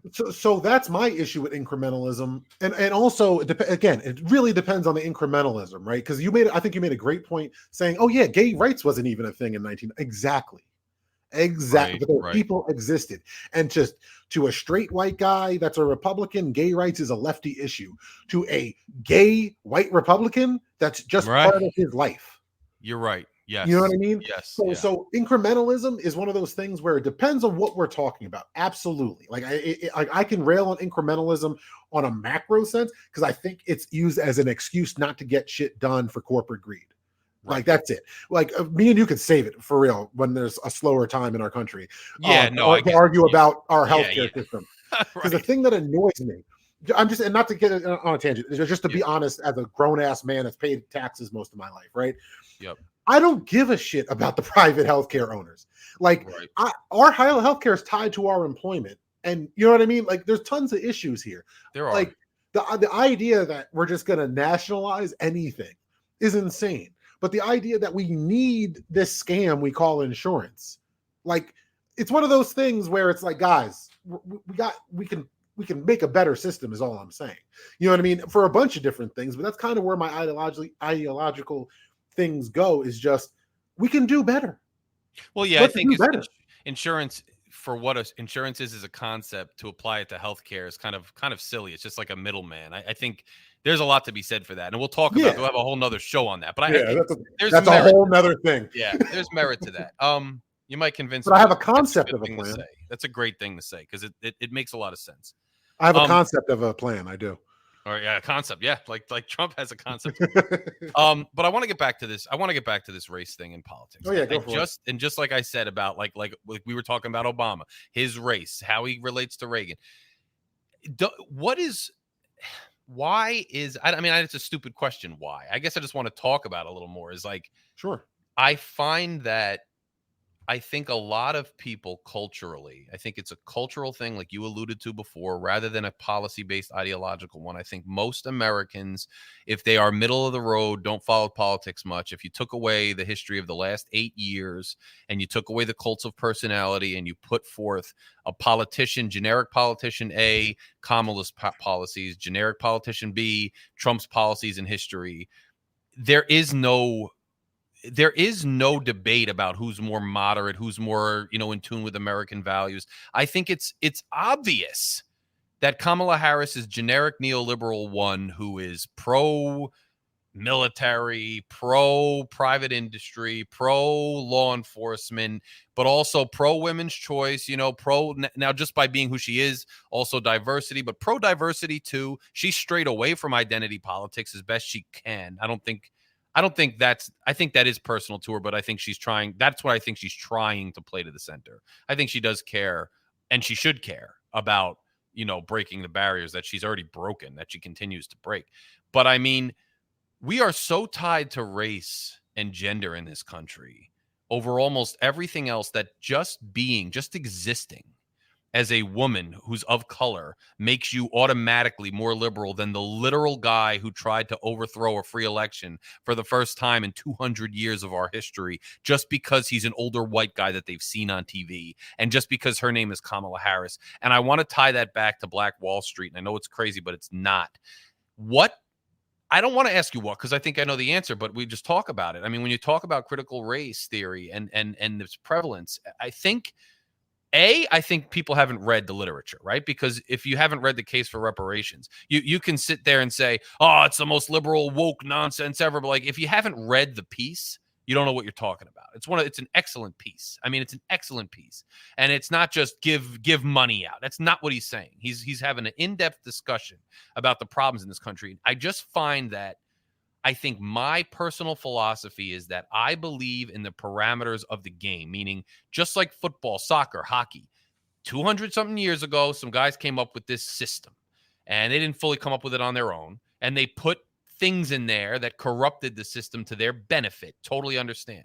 But if you strip the system naked and you just made it a system, take out the human inputs, I think it can work. I think the successes of people, the more success I see from non-white males, the more the system is proving to work. And the less success I see from non-white, straight white males, the less the system is working. I believe in it working without the corrupt inputs, but it's a crazy country and society, and I think it proves critical race theory to some extent. I don't know that the system itself is the problem, but these corrupt inputs that you have Black Wall Street, which is a thriving, capitalist, self-sufficient, pull yourself up by your bootstraps community, and people didn't like that, so they had to burn it down and undermine and destroy it. And then Trump... And that's one community. I want to be clear. That's just the one that, for whatever reason, we stick to. There are numerous communities that were destroyed like that. Okay, exactly. And probably still. And so then you have Trump who, it could be, what's the word? Like abrasive to say this, but you alluded to like this white populist thing that he did. And I don't mean to say this abrasively to any side of any political spectrum. I'm just kind of talking here, like as our lexicon and our sentiments have been, and the strife that's happened is like Trump's like he's the white welfare president, bro. He's the I'm going to get all the whites who feel like betrayed by the system and have a heavy hand of government help you and prop you up. Because we are not the party of we believe in the conservative system and pulling ourselves up by our bootstraps anymore. I am a consciously color conscious person who wants to hold down the advancements of people of color and women and prop up artificially white people. Yeah. And I want to do it. And I feel like this country, when you talk about Black Wall Street, they say they believe, like I truly think that there's some conservative element to me economically that believes in that. If we could clear the barriers out, I believe in this not a totally free market. I'm not crazy, but some kind of free market thing. But then these people who are shouting in my face that they're free market individuals and I'm against the free market and I'm some kind of Marxist are literally trying to put their hands on the scale in terms of race to slow certain people down from succeeding within the system that they've created and to try to prop themselves up in the system. And I think that feeds why they call her such a liberal, while Obama was some Marxist, but why Trump's moderate, because it's all race and holding somebody down from actually experiencing the system they claim to believe in. Absolutely. And you, do you remember 4 years ago when she just became the vice president? Because I looked it up. I know I called the ticket a year ahead of time. I said Biden should probably choose Kamala Harris as his VP. I think it would be a strong ticket. I said that because everything you just alluded to, because I know what her politics actually are, but I know what people are going to think her politics are. Right. And with her, you might remember me saying this, you might not, but I repeated it a bunch of times. I told so many people that if Kamala Harris was Ken Harris, a white Republican, she would have been the party's nominee in 2020. Yeah, I mean, yeah. Like that's it. Look at her Law and Order record, everything you said about the military and stuff, all of that stuff, private enterprise, locking up black dudes. She would be a Republican superstar if she was just a white guy. Right. That's it. And mind you, I'm not saying that even as a negative. I'm just pointing out that's how in the middle of those two parties she actually is. It's just a race thing that gets pushed that way. And to your point about pushing the scales, you're absolutely right. A lot of my friends, and let them get mad over this because whatever. But the whole the DEI is just how they use it is you're just calling me the N-word. Yes. Yeah. No. I totally. Yes. Because I want to. Here, I'll let everyone in on a secret. Part of my beat is a DEI beat. Now, what does that mean? Because it means diversity, equity, inclusion. I wasn't a DEI hire. That's not what that means. They said part of my beat is diversity, equity, and inclusion, right? I cover a mostly Black and gay area. But the paper acknowledged, yeah, we didn't really cover the majority of our namesake for good 50 years. So we want to make up for that. So whenever there's a Black story or a gay story, I get pretty much first dibs. Right. That's it. That's all that means. I still cover all the boring stuff that you guys will only read the headline to, but I get to do that. And I say that because I get to hear the Republican nominee in 2024, when I'm 35 years old, tell a crowd of his cultists that the equity means they're taking it from you and giving it to somebody else. Right. That is not literally not what equity means. Right. Literally not the definition. And by the way, I was trying to explain to somebody the other day who happens to be mixed too, which just shows, race does not have anything to do with your politics, man. But no, he was trying to insinuate basically the prism that they see DEI through now. That's a buzzword for like racial balancing affirmative action. And whether you agree with that or not, it's not what DEI is. Diversity, equity, inclusion. Also, like, there's initiatives to just like go out into communities and just engage more with people, or just introduce more talented people to an industry so that they might be interested in, or like go speak to schools, or it's so much more than racial balancing. So the fact that they have stripped that term down into such a negative, it's exactly what you said it is. It's copy and paste affirmative action rhetoric. Sorry to talk over you. It's copy and paste affirmative action rhetoric. I pointed out to one of my friends when the whole National Association of Black Journalists event happened, and why I was so mad. I was like, so when I went to school and I got grants, it was affirmative action, even though I went to a state school. Right. That was affirmative action. And now any success I have professionally, or any woman has professionally, is DEI. It's ridiculous. I mean, it really is. You have people when Boeing, corporate greed. You have when Boeing is killing people allegedly, because I know you're a lawyer. When Boeing's killing whistleblowers allegedly and having their doors getting blown off, you have right-wing pundits blaming Black pilots. That's insane. Because of DEI hires. Like, meanwhile, the corporate greed of the a-holes that were running the company were driving it into the ground. Nothing to do with pilots. Yeah, or anybody else except them. Tell me how DEI is a negative. How is diversity, equity, and inclusion a negative? Because again, we just watched the Olympics, and our diversity is the reason we got gold. Right. Like, I don't. It's one of those things where, again, I'll bring it all the way back to the first thing I said. I objectively approach journalism. I really do. I will talk to anyone, but I'm going to fact check and double check and make you cite your sources so I can look into those sources myself. And to the point where, I said this before, I'll say this again because one of my favorite stories. Local Dems thought I was a Republican operative because I was just doing my job. That's the sick thing. Yes, bro. Like, so that's how much pride I take in my job. I really do. I take a lot. I'm passionate like Larry is, and that's the only reason I do my job. I care about my community, not a Black community, my community. Like, that's the thing. Again, when one side is only talking to white guys, and sometimes women, but mostly just white guys, straight white guys, the rest of us can tell. Right. And you could be in denial about it. But when you go into a room, again, I'm a Black journalist. When you go into a room and say illegals are taking my job, and you're taking Black jobs, and you get nervous when the second I intelligently ask you, what is a Black job? Right. But it's not racism. Okay, man. It's so annoying because where was that rhetoric before Kamala? Kamala was the vice president this whole time. Yes. To the point where in 2021, when around the Afghanistan withdrawal, she was iced out. She was not even like in the same places as Biden. They were releasing passive aggressive memos about each other's offices. They did not seem close or tight at all. That's why I truly believe what I said before about him endorsing her as more of an FU to Pelosi and Obama than him actually wanting Kamala. But it's neither here nor there. That's like literal insider politics at the end of the day. Right. It annoys me, and I'm sorry to go off on a little bit of a tangent, but what annoys me from a professional and personal perspective is there are plenty of conspiracies in our country.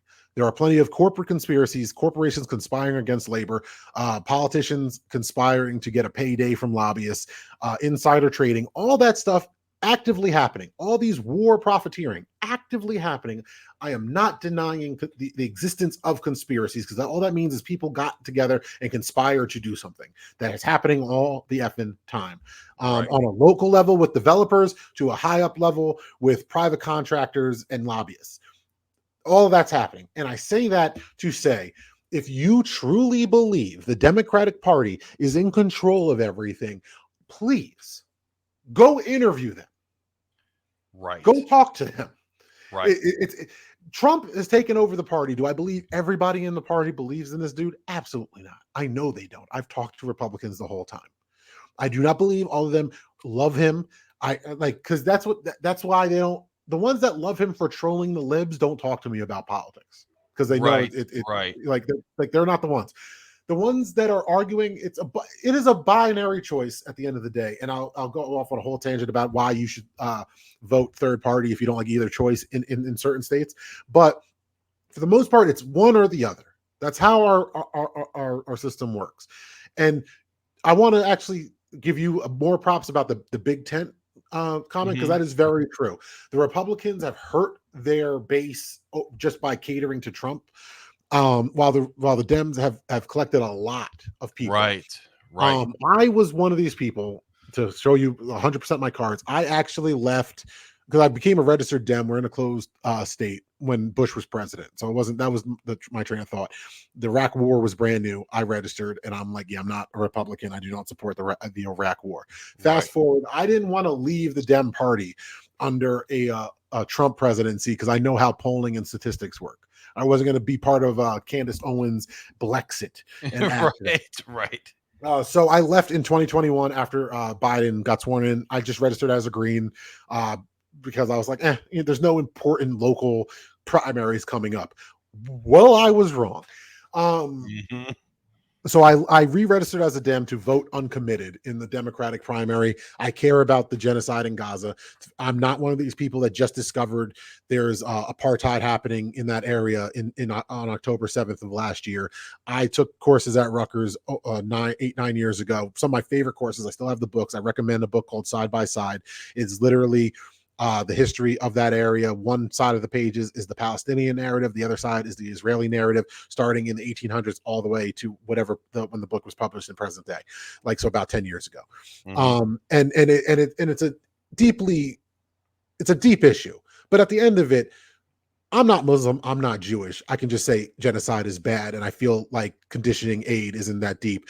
So I'm one of those people that looked at the DNC. I, like you, about damn time we took back patriotism. Right.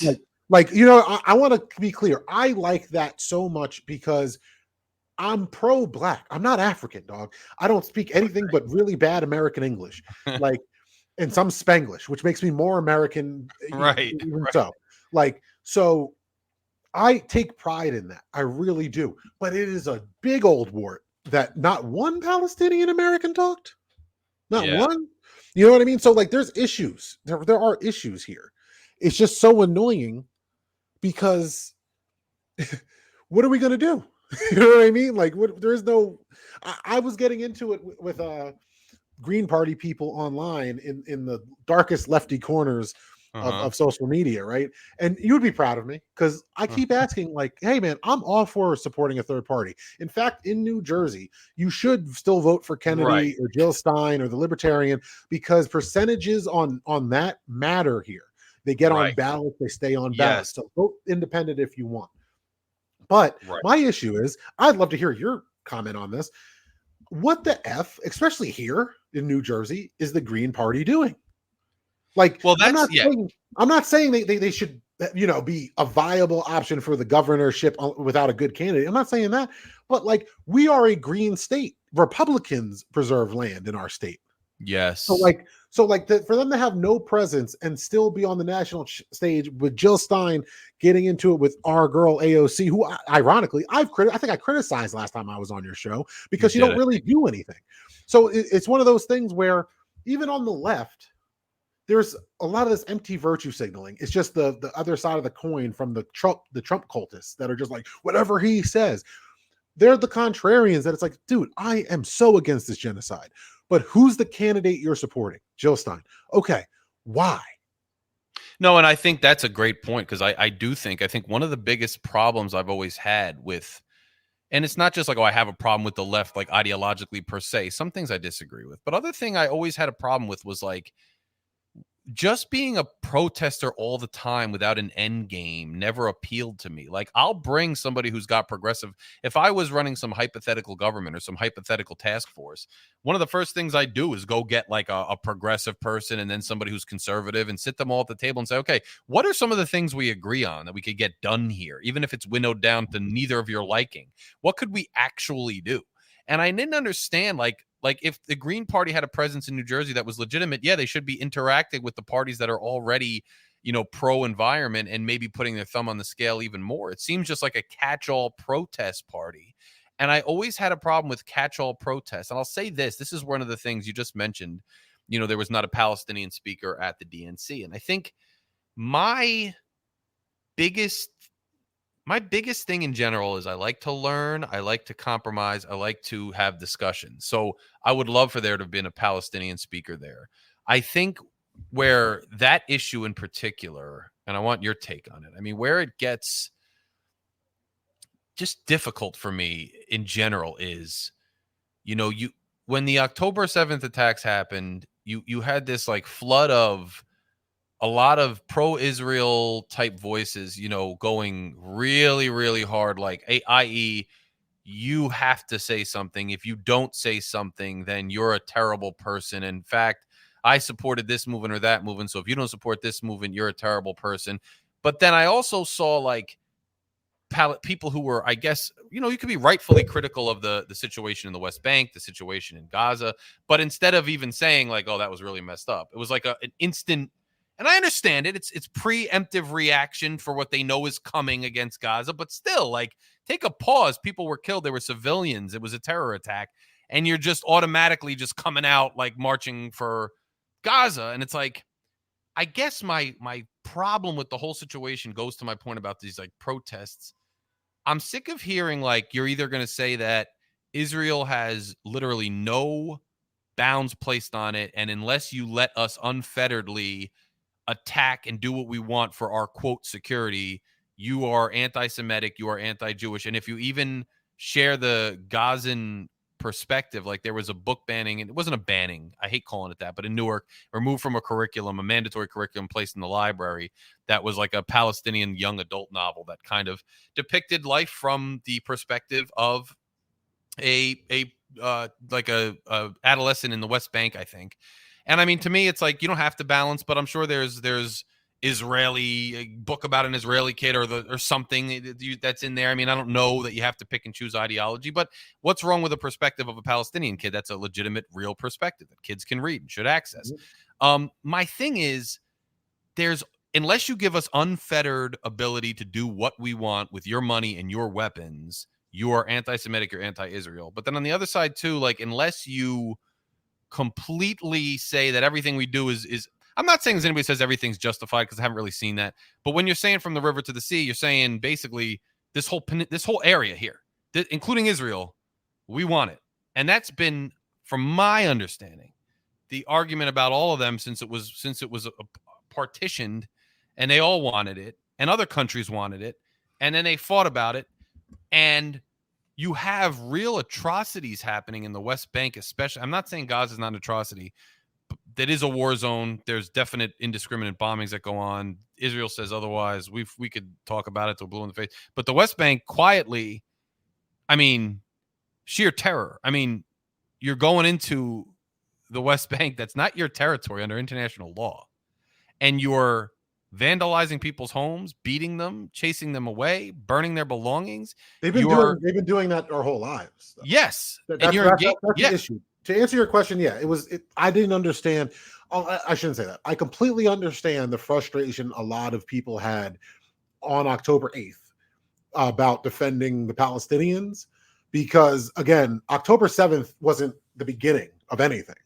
besides a full-on genocide in Gaza. And I don't say genocide lightly, just to be clear, because it's not a war. A war is two sides. And the amount of, like, look at the body count. I don't even care when you start the date. You look at the body count and tell me that's what war is. You know what I mean? Isn't it possible to have a one-sided war where you're just, because I mean, they killed the hostages, they have the tunnels, they're not fighting at all. I mean, it's not I don't think it's war. Because you caged in a whole people for 20 years, and then you're mad when they're shooting at the people bombing them. Like, because if West Bank isn't their land, the Gaza Strip isn't their land. No, and but I agree, you caged them in, but remember now they were attacked, so now they. Oh yeah, but who controls their water? Who controls their food? Right. And if you keep shaking an animal's cage, not to call them animals, but what do you? And they bite you, and you're shocked. Well, I don't think they're shocked. I think. Hold on. Again, I'm not defending Hamas. I know that. And I know we're engaging in just like a conversation, but I'm saying I know you know what you're saying. I'm just like, isn't there some level of hey? Let me answer some of your rhetorical questions because that's a big deal. Before Obama's second term, we had the complete Zionist view. I'm not saying Jewish view, and the fact that Netanyahu and his state government want to keep intertwining Zionism with Judaism is problematic, to say the least. Yeah, it is. Because you're arguing, not you, but the argument for the pro-Israel, pro-Zionist side is an ethno state. And I'm not for that, regardless of the ethnicity of said state. Gotcha. And in the case of Israel specifically, they fund ARGA. They have some of the biggest lobbies. There's like tons of different machinations politically that beyond security. And a part of the reason why the Gaza war is still happening is because that's the only reason Netanyahu's still in power. Right. Like a lot of this, we could take the step back and just like they're causing problems in Lebanon. They're causing problems with Iran. There's a lot of Israeli sentiment against that war too. Yes, exactly. There's a lot of people on the ground protesting, waving those flags, getting beat up by Israeli state police because they're against what the Netanyahu government is doing. Right. But to get to the point of the reaction, it turns you off. You can both sides it, because especially here in America, you got, unless you're Palestinian or Jewish, right, there's a lot of people just have these absolutist takes, and I don't understand it. I don't. My father, a lot of it comes from Cold War era stuff, living through the 7-Day War 50 years ago, and again, they won a war. That's their state.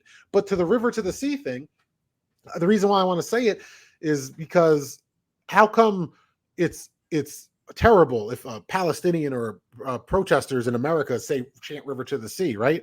But the state of Israel keeps showing the greater land of Judea, and it includes not only all Palestinian land under international law, but it also includes Syrian and land, and I think Lebanon. Yeah, I would agree. Yeah, it's problematic too. Yeah, that's way more problematic. Yeah, that's way more problematic than people with zero power chanting it in West Bank or Gaza.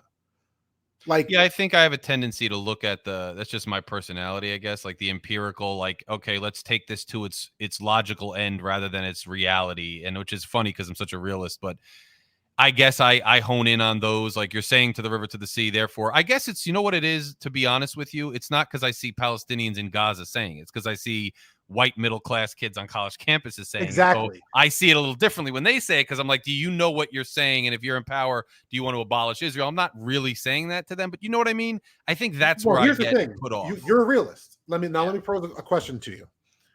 And what's the real outcome of what's going on? Yeah, I know it's not, that wouldn't happen. No. But I'm being serious. Like, I don't even mean that in a what you just said way. I mean, quite literally right now, it is September 13th, 2024, right? So there's at least 6 figures dead of innocents in Gaza. Gaza's been in blockade the last 20 years. The only reason Hamas is in power is because we tried to, America ran a candidate, Israel ran a candidate, and the Palestinians ran a candidate, and Hamas ran a candidate. Yep. And that's why Hamas got into power. Yep. And Israel's worked for decades to not only weaken the territory of Gaza and the West Bank, but to make sure both West Bank and Gaza are completely disconnected from one another. So yes. that's why That's which is also a problem. Yeah. I have maps that are now outdated. You're a smart man. You could find these maps. Look at year to year Palestinian territory. Donald Trump and his administration let Israel annex the Golan Heights from Syria. Why? You know what I mean? So there's a bunch of stuff going on that again, I know I came off very, very far left when the Ukraine invaded, and my first take was hey, but we support Israel. Or Ukraine was invaded. So I was like, why is this bad that Russia's doing it when they're claiming the same thing Israel's claiming? Like, I'm not Russian, I'm not Israeli. You know what I mean? Like, no, I get that. Yeah. And that's where I thought Obama, I loved his policy where I didn't love, but he got a little bit colder to Netanyahu and a little bit more fierce. I mean, I just feel like, I think it gets lost. I'm not trying to digress. I think it gets lost that, like, I'm critical of Israel. I'm critical. It just, I think when I see, and it's not necessarily a rational reaction. This is where everybody has flaws, and I have them too. I don't think it's rational. Like, I'm critical of Israel. I think when I see middle-class white people who I don't think have a great understanding out in the streets, intense, hanging out all day, rather than actually trying to make a difference, it bothers me because I'm like, I'm already critical of Israel, but what you're doing is you're pushing people in domestic politics in a direction, like, uncommitted in the primary, totally understand you're making a statement, uncommitted in a state that's safe one way or the other, a third party, totally understand. But if you're going to hand the presidency to Trump or keep, feeding into this cultural narrative that turns people against your movement or your cause or the Democrats or whatever, you're going to elect somebody who's going to be even more friendly to Netanyahu's policies and unfettered Israeli expansion. That's what Trump was. I mean, he was probably one of the most aggressive pro-Israel, anti-Palestinian presidents I've seen in my lifetime. Besides Biden, let's keep it a buck, man. Well, you're right. Yeah, Biden was not. You're right. Yeah. And you're not wrong. Like I said before, one of the first answers I had for you was, the white liberal is the most dangerous person. Yeah, sometimes they are. But I didn't just bring up Jill Stein and the Green Party to randomly vent because I can't afford therapy, so I just yell at my friends about stuff. It was also because she's polling as best as she's ever polled with one group in particular, and that is Muslims. Yeah, and that's an actual right.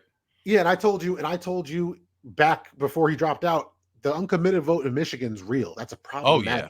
Oh yeah. So she's polling like 40%, and I think like Harris is polling like 30%, and then Trump's got like 28%. You know what I mean? Yeah. So it is staggered, but I don't know how many Muslims are actually going to vote for Trump when you're getting 28% anyway. Right. But that's a problem for Kamala. But at the same time, because I got to be consistent here, right? Because that's because it's not the white people chanting from the river to the sea that is going to vote blue no matter who. Right. Like you're saying. It is the Muslim demographic that has been overlooked by the last two administrations and I felt it. I've vented to you like, the Dems just expect my vote. Like, I don't like that. They don't do anything for me, but they only show up every 4 years to make sure I'm fair enough. I mean, and we could say that because I want to talk about something else too. So continue your thought, but another segment. Oh yeah. So I just wanted to point out the thing that why I think Kamala hasn't came out. There's a couple things, because I could either be optimistic and say they want that to be the October surprise, that they're going to condition aid to Israel, because again, it's politics. So I'm saying optimist, but that is a very cynical outlook. They are literally using lives as currency, but hey, that's the reality of politics. And I feel like that is a possibility. I also believe there is a possibility that Biden doesn't like Arabs. It's not like, if I'm going to be so harsh on Trump with his racism, there is no trace of Biden having any love for the Arab people on the planet. So I don't know if while he's president, if that's ever going to happen. But the positive, what could outweigh the Muslim vote in these critical battleground states for the Kamala Harris ticket is, and it's gonna, you guys are gonna think I'm into trolling, but it is the excitement and the new voters, like the 400,000 people that just signed up because Taylor Swift endorsed her, right? Yeah, no, and that was a lot too. That's a lot of people, everybody. That's right. Because if that's spread out in battleground states, like That's the big deal. Not to mention that came after, and mind you, I texted it to you. I don't have it in front of me, but voter registration from last presidential cycle is up 175%. Just crazy. So which is like triple. That's triple the numbers essentially, right? Right. And most of that 175% have registered as Democrats. Now in polling, traditionally, and mind you, that take that with a grain of salt. New voters, people, aka people who have never voted, aren't counted as likely voters, even though if you register, you are likely to vote because you registered. Right, especially if you registered right before the cycle. So you have to read through the polling and see how they're reading that. Right. But there is a lot of new voters. And mind you, a lot of Gen Z guys are Trump leaning. So I was going to get into that's exactly, you've been segueing so well. And so that's what I was going to say. I was going to say two things. One, there is this, you mentioned before, like how conservative a lot of Black Americans, a lot of Latino Americans are. And it's true. Go to a barbershop, go anywhere. And some of the opinions you'll hear are like, whoa. And these parties come around only every 4 years, especially the Democratic Party, to say, oh, here to collect your vote. But what do they do? How do they actually try to understand the values of the people that they supposedly represent and whatnot? And what's this phenomenon? What I've seen is that essentially Gen Z men have in some ways stuck to the same clip of men in millennial and boomers that vote, mostly they lean conservative, but Gen Z women have way gone left, which I understand, but there's a huge gap, and more younger men and younger men of color are starting to sympathize with Trump. And I wanted to bring up a couple things and then have your take on it. One, I know some white millennials who are more, they're in the working class professions. They have that general cultural worldview, but they were Obama supporters and now they're hardcore Trump supporters. I was going to ask you, is that just their youth when Obama was the youth candidate and then they just kind of regress to the mean? And I don't mean regression to claim that a political viewpoint is regressive. I'm just saying, like, for lack of a better term, they just went back to where you would think they would be voting as they got older. Or B, do you think there's something to be said for really economics and masculinity as an issue that permeates, transcends race? And then C, is there anything to, obviously I'm a law and order person, but I'm not law and order like throw everybody in jail, but it sometimes gets categorized that way because of all of this rhetoric we've seen in discussions we've seen, many of which are valid, obviously, but just the way we've categorized and discussed like law enforcement, criminality, things like that, has that really eroded a lot of the support that Democrats might have expected to get when they have a prosecutor candidate? Is there interplay there with this interesting little tick we're seeing toward Trump amongst younger voters? I think it's also partially, Trump's been normalized for them. To us, he's still this like appalling, egregious person because we existed way before he was a legitimate political person. But these people are much younger. He's kind of been a strong political force for most of their lives as adolescents. So it's just more normal. I mean, but he's hitting it hard, man. He's on the podcast circuit.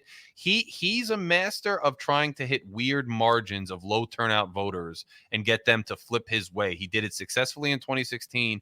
You could argue he did it successfully in 2020 because he got more voters out. He just lost because Biden got even more voters out. And he's trying to do it again. And he's trying to hit that demographic. It's millennial and Gen Z men of all races in those podcast spaces, and I see it with my sports podcasts. There's a group of people, and a lot of them seem to like Trump, but they're not very politically oriented or engaged people. But if you ask them, it's like, I don't even want to ask them sometimes. I already know the answer is going to be Trump. What do we say for that? Like culturally, generally, societally, is it just a Trump thing? Is it a generational shift? Is it a racial shift? Is it because of the Democrats, because of the Republicans, because of culture in general? What is that? Well, it depends on the irony here. It goes back to literally what we said first. It's making the assumption that the black dude is a monolith, right? Because like personally, anecdotally, I don't see some big shift. I know a couple black Trump voters, right? And it's usually the same Republican issues. They would be voting for any Republican, either guns or abortion. And I'm not trying to minimize that. I'm just keeping it a buck. That's what it is. Right. And then you have a lot more black law enforcement than we've ever had. So So law enforcement, like, is that cop voting because his union is pro-Trump, or is that cop voting because he wants blanket immunity for himself? You know what I mean? Yeah. I'm not even trying to minimize that. Yeah. Personally, there could be a black cop out there that never did anything wrong. I can't stand the idea of a cop having blanket immunity, but maybe that's what he wants, and that's his right to vote for it. Right. And you hit the nail on the head. It's a cultural thing. It's not even political. If you're a kid and your big bro or your dad super into UFC, and you watch those incel podcasts, you've seen Trump a lot. Yeah. He's Right. a meme. So you know who, like, how I compartmentalize that voter, and I don't think it's that much. I really feel like to rank that, I feel like Taylor Swift has more of a voting block than these random Gen Z dudes that are just going off vibes. And I'm not saying that it's insignificant. I'm just saying out of nothing, I feel like it's not that big. But me and you lived through Rand Paul. What made Rand Paul so popular? Yeah. Like, those things, so like how the many weed of those legalization, voters, Ron Paul especially, the lead legalization, pulling back the military, getting out of the wars. And we were young. Ron, the dad. My bad. Yeah, Ron. No, I knew who you were talking about because I saw Ron in my head when you said Rand, and he was very popular when we were that age. Yeah. Yeah. So how many of those libertarians, mind you, you know some of those Ron Paul libertarians, they're still libertarians that vote libertarian every year, and that's cool. And a lot of them are Trump supporters now, and that makes no effing sense. So no, it doesn't. A lot of them, I've more women, but they are now more Dem voters, again, anti-Trump anyway, which is interesting. And that's the case now, right? Yeah. So you have a mixture of the misogyny aspect, that there's going to be tons of people, women included, that aren't going to vote for a woman. And that might be completely separate from the race, and it might be both at the same time. Yes. And then you have people that are going to vote for the Republican no matter what. They might say it's economic, but they can't point to anything besides vibes, because inflation's real, the prices suck, childcare is hard, all that stuff is real, and sometimes you're just voting for the change. Yeah, because it doesn't tie to a candidate per se. They want to tie it to a candidate. Look, inflation is real, childcare is real. We're living through some of that right now. It's not easy, but it's hard to tie to a president or Trump's policy changing it, but vibes are real. You're right. The crazy thing that I thought, that I was like, wow, and I'm just so happy Trump's an incompetent debater that there's no way he could make this narrative stick, and it's wonderful. Mm-hmm. But I used the term greedflation on one of your posts one time, and somebody went off on me, or it might not have been one of your posts, on one of my friends' posts. Right. And somebody went off that it's just a Biden talking point or something like that. And mind you, I'm like, how are you going to tell me that corporate greed is just a Democrat talking? Right. Because all I kept saying, like, dude, I'm not claiming to be an economist, but you can't tell me the inflation's real and they've had record profits for 3 years. Right. That doesn't make sense. No, it doesn't. It doesn't.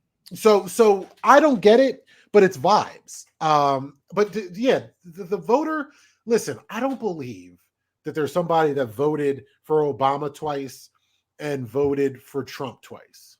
I think there might have been people that voted for Obama once and Trump once. Right. You know what I mean? I don't know. I'm sure there's one or two. I'm not saying it's impossible. We're in America and there's way weirder stuff. I just don't. I think it's the populist vote. Like, whoever thinks they're talking to the worker. And in 2016, Trump sounded a lot different than this year's Trump. So I don't believe there's somebody that voted for Obama in 2012, unless they were a kid, like you said. Which, listen, you're allowed to change your politics, right? Of course.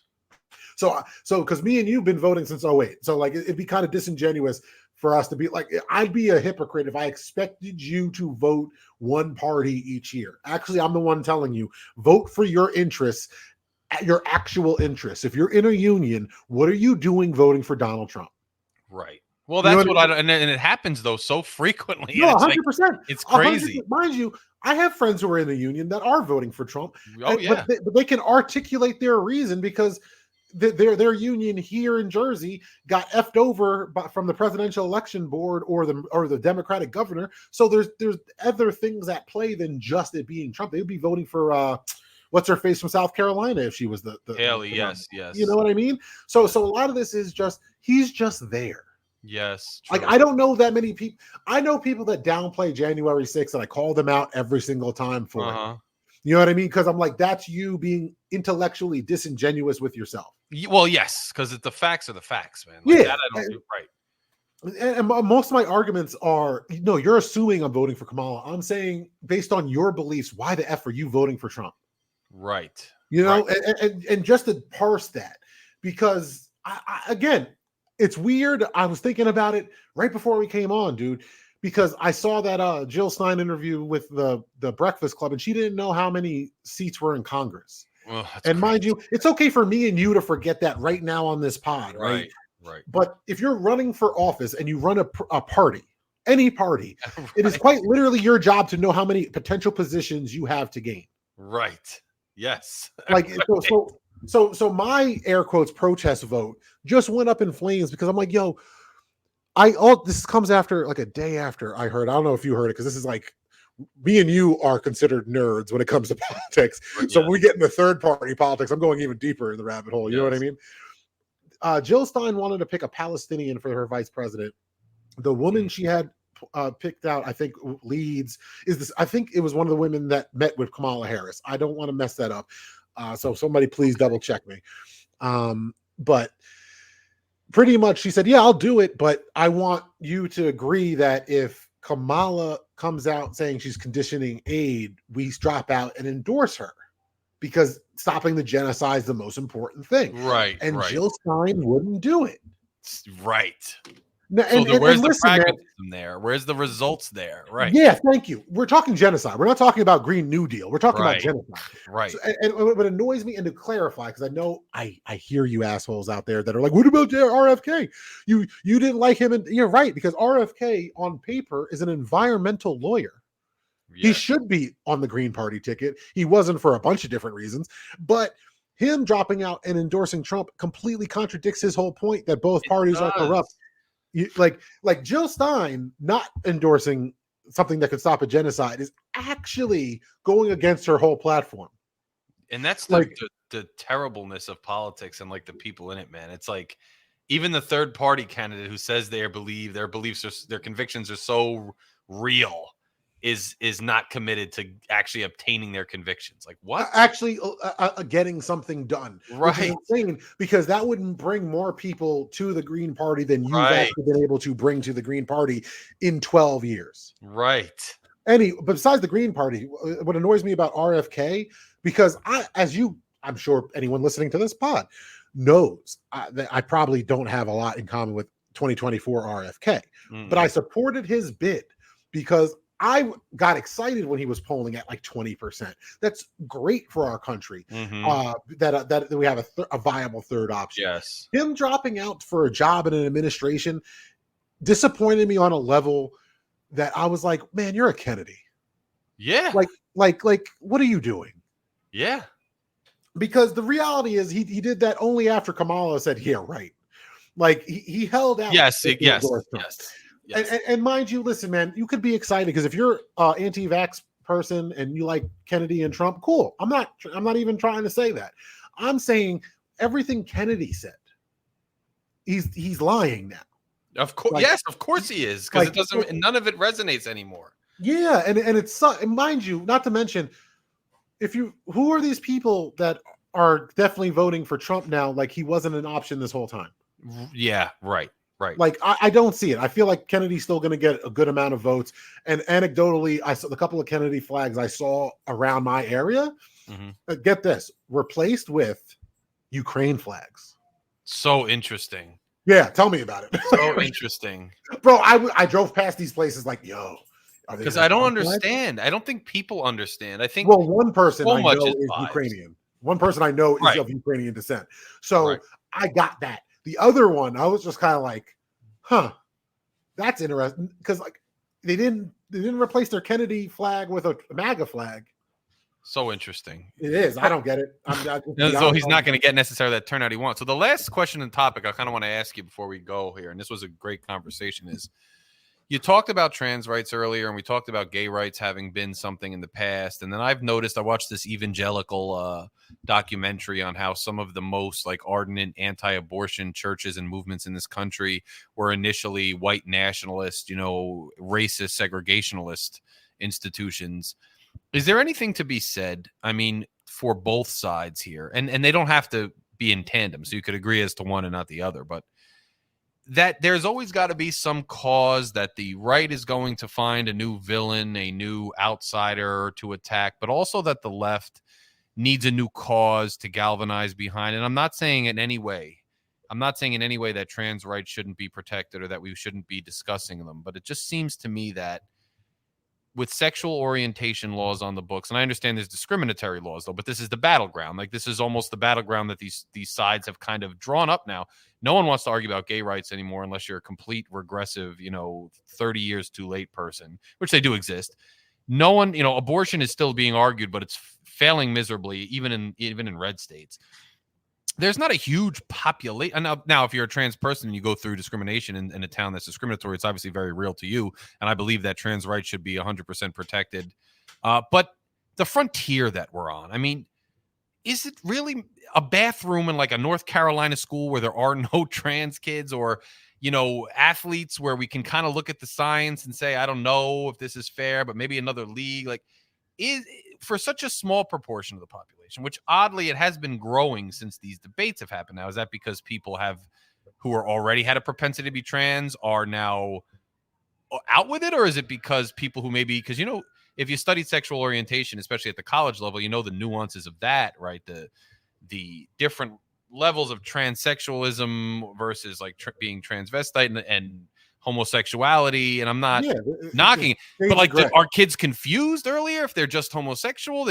I'm not saying I have an opinion one way or the other, but are the sides finding new causes? Like, not that you shouldn't care about trans rights, but are a lot of the people that were on the front lines of the gay rights movement, which now has attained the right to marry, and I'm not saying that you rest on your laurels, you have to keep fighting to keep that alive. Look what happened with abortion. But it's not, if you really look at the amount of people that are actually dealing with these issues on a daily basis, it seems just like your CRT thing, where like people are protesting and angry about trans things and bathrooms. There's no trans kids. And then other people are so worried about protecting the rights, whatever, but they live in a city where they're pretty well protected and they don't encounter a lot. A lot of that's subsumed into gay rights, sexual orientation, anti-discrimination laws. Do these sides just keep finding another cause to draw the culture wars on to keep us going with the arguing sometimes? Well, I have my personal bias answer, and I have a work answer. Yeah, I want to hear them both. I mean, yeah.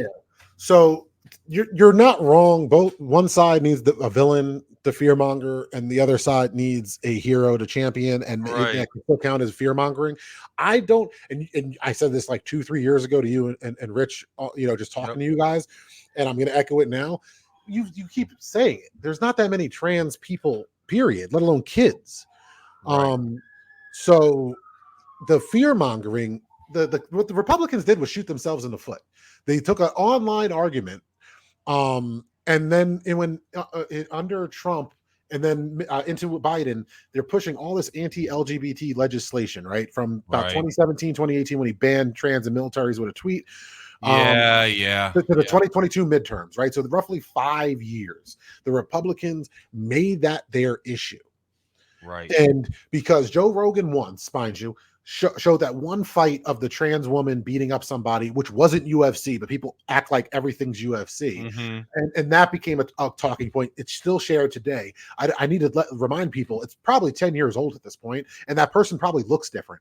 Crazy, because I didn't even know about that. Like, that's how deep that is, of a deep cut. Like, I didn't even know that. No, you've definitely. That's why you're helping me, because I didn't even know that. Well, that's old. That's what I mean. That's one of those original memes that got circulated. Yeah. To the point where now this year they were calling a woman trans because she didn't look womanly enough, and that's how the Republicans are fearmonger. I brought up Willie Horton before because they turned a blackface into crime back in 1988. Mm-hmm. That's their playbook. It's the Southern strategy they've been using for 50 years. And if you don't like it, Republicans that are hearing me say that, then complain about it and do better. Right. Like, I don't know what to tell you. The left side of it is more just protecting it. So like, here's where my bias for people's rights / my professional, like stories come into it. I've interviewed the leader of Jersey Pride, Garden State Equality, all the major groups that hold the gay pride parade down in Asbury Park in Newark. Those people that have been fighting for rights as long as me and you've been alive. Right. So even though me and you are in a blue state and we're like, it's kind of, you're safe here, right? Well, that didn't stop hundreds and hundreds and hundreds of pieces of anti-gay and anti-trans legislation in Congress and state legislatures over the last 4 years. Right. You know what I mean? So there's a real battle to be had, but the irony is the fear mongering over it. Like, bro, with Tim Walz, right? Oh, he's putting tampons in the bathrooms. I saw that wasn't even. Yeah. But anyway, okay, let's run with it. He's putting tampons in boys' bathrooms in elementary school. That's sick. No, it's not. To anybody that has an older sister, right. Like, because guess what? Emergencies happen, and anyone that's been drunk in a club, anyone that's ever been to a club in their life, guy, woman, have gone into a bathroom and saw the opposite sex peeing because the line was too long in the other bathroom. Right. And you know what happened? Nothing. We kept it moving. Yes. Like, so a lot of this stuff makes no sense. There's quite literally no bottom surgeries for children. Right. It doesn't happen. Right. So the whole protect the kids narrative, Yep. protect them from what? The existence, to answer your question about why there's more, just why there's more gay marriage in 2015 than there was in 1995, because it's safer. Right. And I'll go back, prove me wrong, guys. I'm here for truth.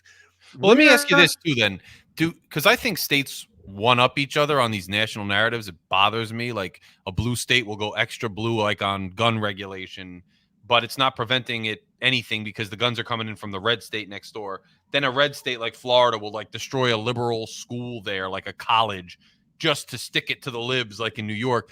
I mean, New Jersey passed a law saying you can't disclose whatever. What is it? A kid's sexual identity won't be disclosed to a parent. Do you know anything about that? Because I only know the vague outer. I don't know the specific law. I'm not going to pretend. A lot of I know which one you're referring to. And listen, so this is the reason why I don't was because it's more or less some addition to what was already the rules.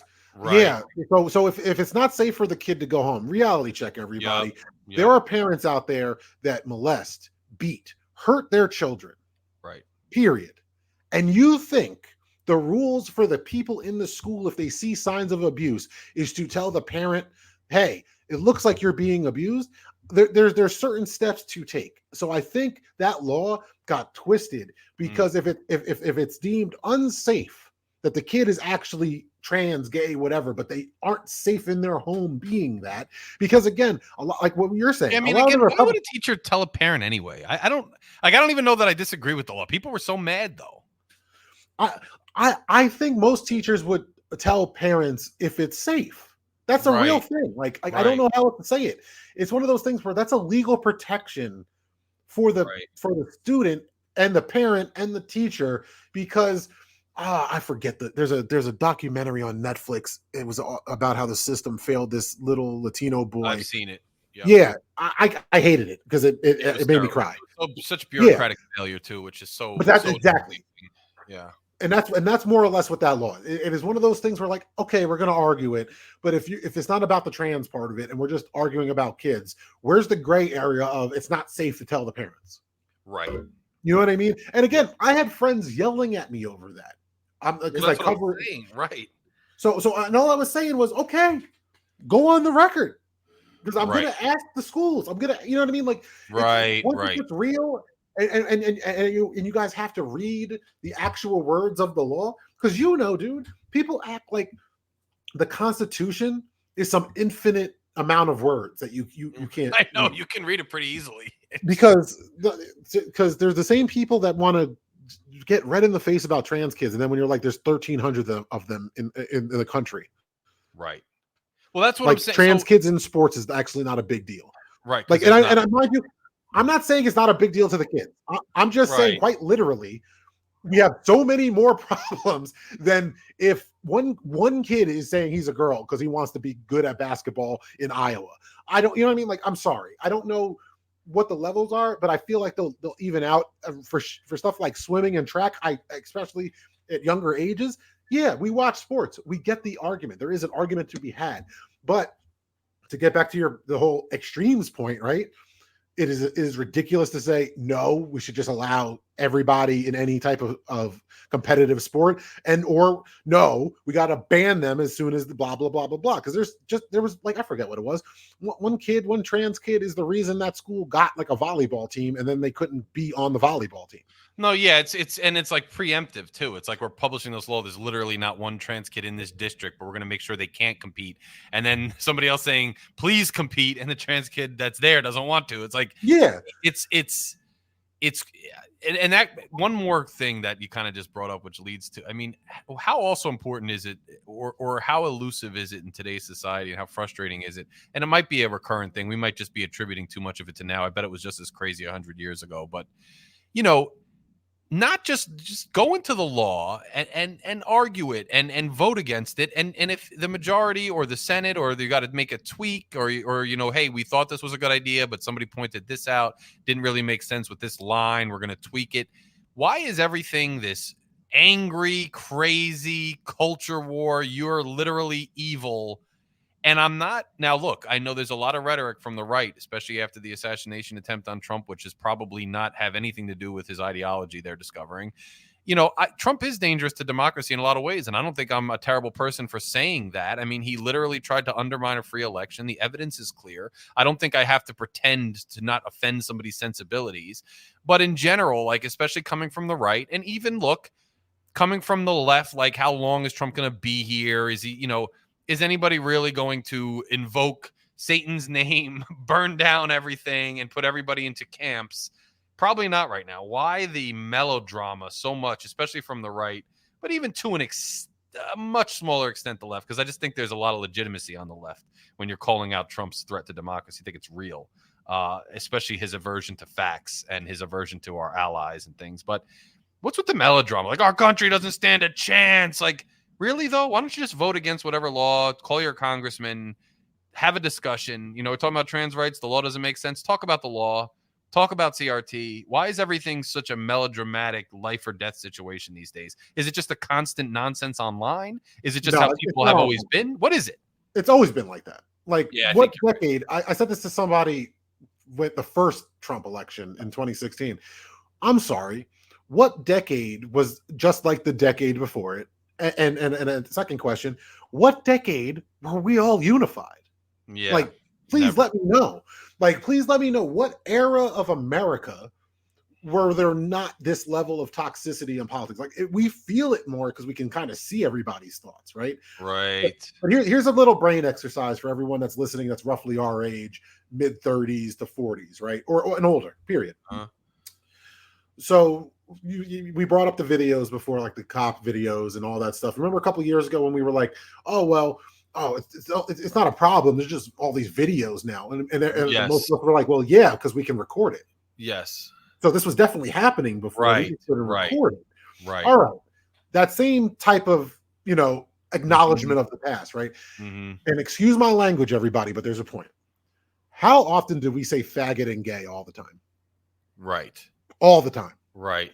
We can't have an accurate movie of like 2002. No, can't. Right. Okay. So how cleaned up are our movies from the 50s? Right. I mean, they're right. I mean, well, you're thinking about, meaning the 50s were sanitized?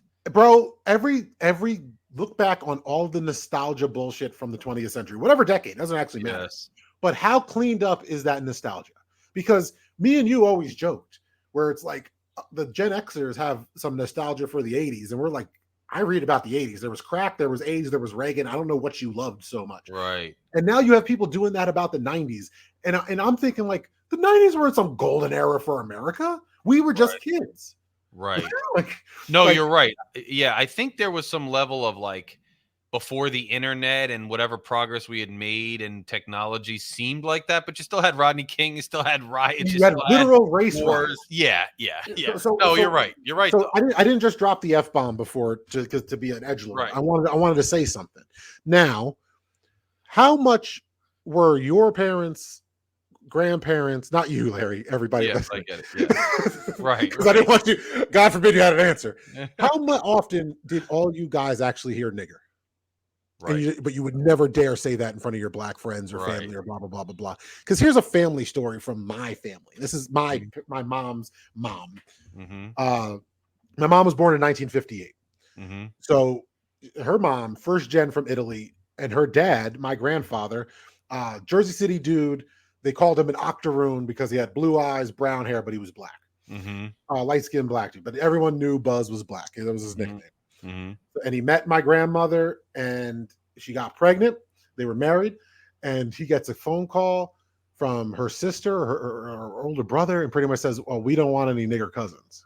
Wow. And he said, and he was like, they were from Staten Island to Jersey City. So it wasn't even like it was that far away. He's like, okay, bye. And he hangs up. My mom is born in April 1958. And they get a call around Memorial Day or one of those other summer holidays. And they're like, how come we haven't met our cousin yet? and he goes, you said you didn't want any nigger cousins. That's crazy. And he goes, yeah, we didn't, but we're still family. Crazy, man. That's my family. But that's yes. It's not an exaggerated story. That was how my family called my family to see my mom as an infant. That's my crazy. Mother as an infant. Not my grandmother, not my great grandmother, my mother. So I'm telling you this story because my mom's alive. My mom votes, and so does the cousins that called her half a nigger. They still vote. Yes, you know what I mean. So all these people are still alive. Yeah, it's not some other era that's like literally inaccessible. It's literally people that are still alive today and still voting. Those eras live with us, and they're not as sanitized as our nostalgia makes them seem like. And people want to pretend that these systems and these people, they all went away in 2008 with Obama. Right. That's not true. Just like all these homophobes didn't go away when gay marriage was legalized. Just like all these evangelicals didn't give up on pro-life when abortion with Roe v. Wade. They want to take away these. There's still people that exist. They're still alive. It's not even that deep. We can. You asked me when this happened.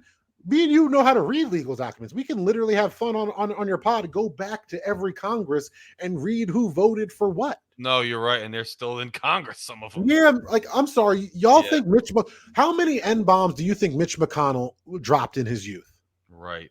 Come on. What are we really talking about? Right. Well, I'm just saying, like, me and you have the privilege, because I know, people get really mad at white privilege, but I can admit as an American, I'm much more privileged growing up in New Jersey than I would in Gaza. Of course, yeah. Like, and white people are privileged. Yeah, it's a nuance. I don't know why people are so mad about it. Bro, you see it. You see how different somebody will look at me when I'm in my Rutgers hoodie compared to when I have a tie on. Yeah, of course. Yeah, those are privileges too. Everything. Like, I think the problem with that people see with white privilege, they don't understand what we're talking about. Like, bro, there's that privilege in everything. There's privilege in having that car, living in that zip code, and being white. That's also oh my God. I tried to explain somebody the zip code. It's not exclusive. exclusive. Somebody didn't get the zip code. I one time I had to break down, like, with an argument about systemic racism. They thought I was making up the zip code thing, and they thought I was making up the amount of blind tests companies have done with resumes, giving them a black name and a white name, and it's the identical resume. Yes. So those things still exist, mind you. The last time they did that, at least the one I'm aware of, I was in Rutgers, so it's like 2014. Yes. It's not 1990 or 1970. No. It's still happening. So all that to say, we were always like this. We were always like this. There was a Nazi rally in the garden in my grandfather's lifetime. Right. Yes. You know what I mean? Like, how crazy. It's not, like, yes. Trump's dad marched with the Klan. Yeah, like, it's crazy. Like, all these things are very intertwined because it's not that long ago. I know the especially the far right has conditioned this country to act like the Civil War is ancient history. Right. Bro, like, our country could, if our country ends in our lifetime, in another 100 years, we are a blip. We are a country that we are only known for, that country got to the moon. Yes. Like, that's it. No, you're right, because it's half the existence at that point is pretty much a slave country. If we were to end soon, I think the future is always bright, but we're not 200 years we're not 500 years in the future yet. I think the future, I think it's so gradual that maybe in 500 years, this cultural thing will dissipate naturally. And then if the system maintains any integrity, we'll be okay. But to act like we are that remote from it now is really kind of ridiculous. I mean, there was somebody who, I think he was like the grandson of a president from like the fifth president or something. I have to look it up. No joke. No, the founding father. Yeah. I think he just passed away in like 2017. Yeah, because like they each had kids where they were pretty old, the guys or whatever. Yeah, and 70 and 70. Yeah. Yeah, it's like insane, but it's not that remote. We just have this bias as humans too that we think our lives are so long too, and they're really not. And if you go start getting generations, founding father or the grandson of a founding father died when Trump was president. Yeah, yes, it's true, right? So like, I mean, dude, I'm the great grandson of a slave because my grandfather's mom is either the first free one, and his grandmother was a slave. Right. But because his mom, my grandfather was born in 22, and I think his mom was born in the early 1900s. So yeah, it would have been his grandmother. Yeah. Because it was 1860. One of their ages was 1860 something. Yes. So right around there, like either born into slavery or just freed. Yes. Air quotes on freed. Yeah, because right. One of my grandparents' grandmothers, I did the whole genealogy thing. Yeah, I've been into that actually recently. It was shady. Yeah. It was so shady because I'll put it like there's no birth certificate and she was 13 when she had a kid. Wow. So where'd she come from? Wow. Because I don't know if they were technically married. Wow. But they were. It was well known enough that their names were on the birth certificate. Wow. So yeah. So we're not remote, man, and like we're not remote from it. We're not remote from any of this. Yo, Israel is doing the Nazi shit that we learned about with the apartheid in West Bank and Gaza. Look at the rhetoric. Remove yourself from the cultures, right? And act like you're 500 years in the future. Treat it like you treat the Ottoman Empire and the Byzantines, right? Remove yourself completely and look at what's going on and realize we couldn't even go a century. Yeah. Without forgetting. Yeah. No, it's also human. I think present sense. I call it present day bias. Like we just assume that everything is always much better than it ever was and much more advanced. And I think in some ways it's not advanced much at all. In some ways our supposed advancements are actually regressions, like societally. I think there's a lot to be discussed there. But I will say it's been a 2-hour, 15-minute conversation. It's been awesome. Got lost in it. I think I needed it. You need it. I think the people need it. It's just a good conversation, wide ranging on a number of issues. So I just appreciated like a journalist coming on who I've known for a very long time and having these wide-ranging discussions with me, especially engaging, on certain political subjects, race subjects, historical subjects. I just think it's productive to do. I think people get something from it. I think it's an entertaining thing for people to listen to too. So I hope you come back on soon. I know I've been more sporadic with the show, but I hope you come back on soon. I hope everybody out there enjoyed listening to us. And if you want to hear us talk about different topics or whatever, just let me know. We'll get back on the mic. But I hope you enjoyed yourself too, my good friend. Oh yeah, definitely, man. Thank you so much for having me on. I thought I would have been playing the I'm railing against the Democrats card way more today.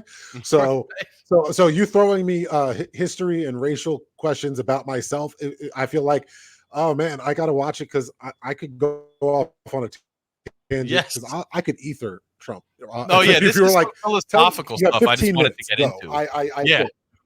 No, this is just like some philosophical stuff I've been pondering. I thought you'd be good.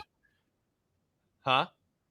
Oh, I loved it, man. Thank you. And also I hope whatever feedback, if people want to hear us go, talk about the inner politics of the parties and the real nuanced stuff, I'm all down for that too. Because again, the irony here was the amount of, you brought up the assassination, which is ironic because me and you have been talking over the summer about doing this, and history just hasn't stopped. Yes, it has. So we were actually going to come on during the primary and talk about the same issues we've been arguing our whole lives, and then the debate happened. Oh wait, he got shot. Oh wait, Biden dropped out. Yes, everything changes, and all of a sudden, and it's better to have these wide-ranging talks sometimes because history changes. Hopefully me and you could do this again right before the election and then right after the election, and then hopefully it's still got good vibes, or me and you, because if Trump wins, me and you are back to being the same exact ideology apparently again, like people were telling us for 4 years. Yes, so we're gonna see. We are gonna see. I'm hoping for the best, but my brother, it's been great to talk to you guys. Remember, this is on every single podcast platform, so download it, Logic and Larry podcast, and we'll talk to you guys very, very soon. I'll be back on the mic with another special soon. Enjoy your weekend, enjoy your week, enjoy the early coolness of fall. Talk to you later. Peace.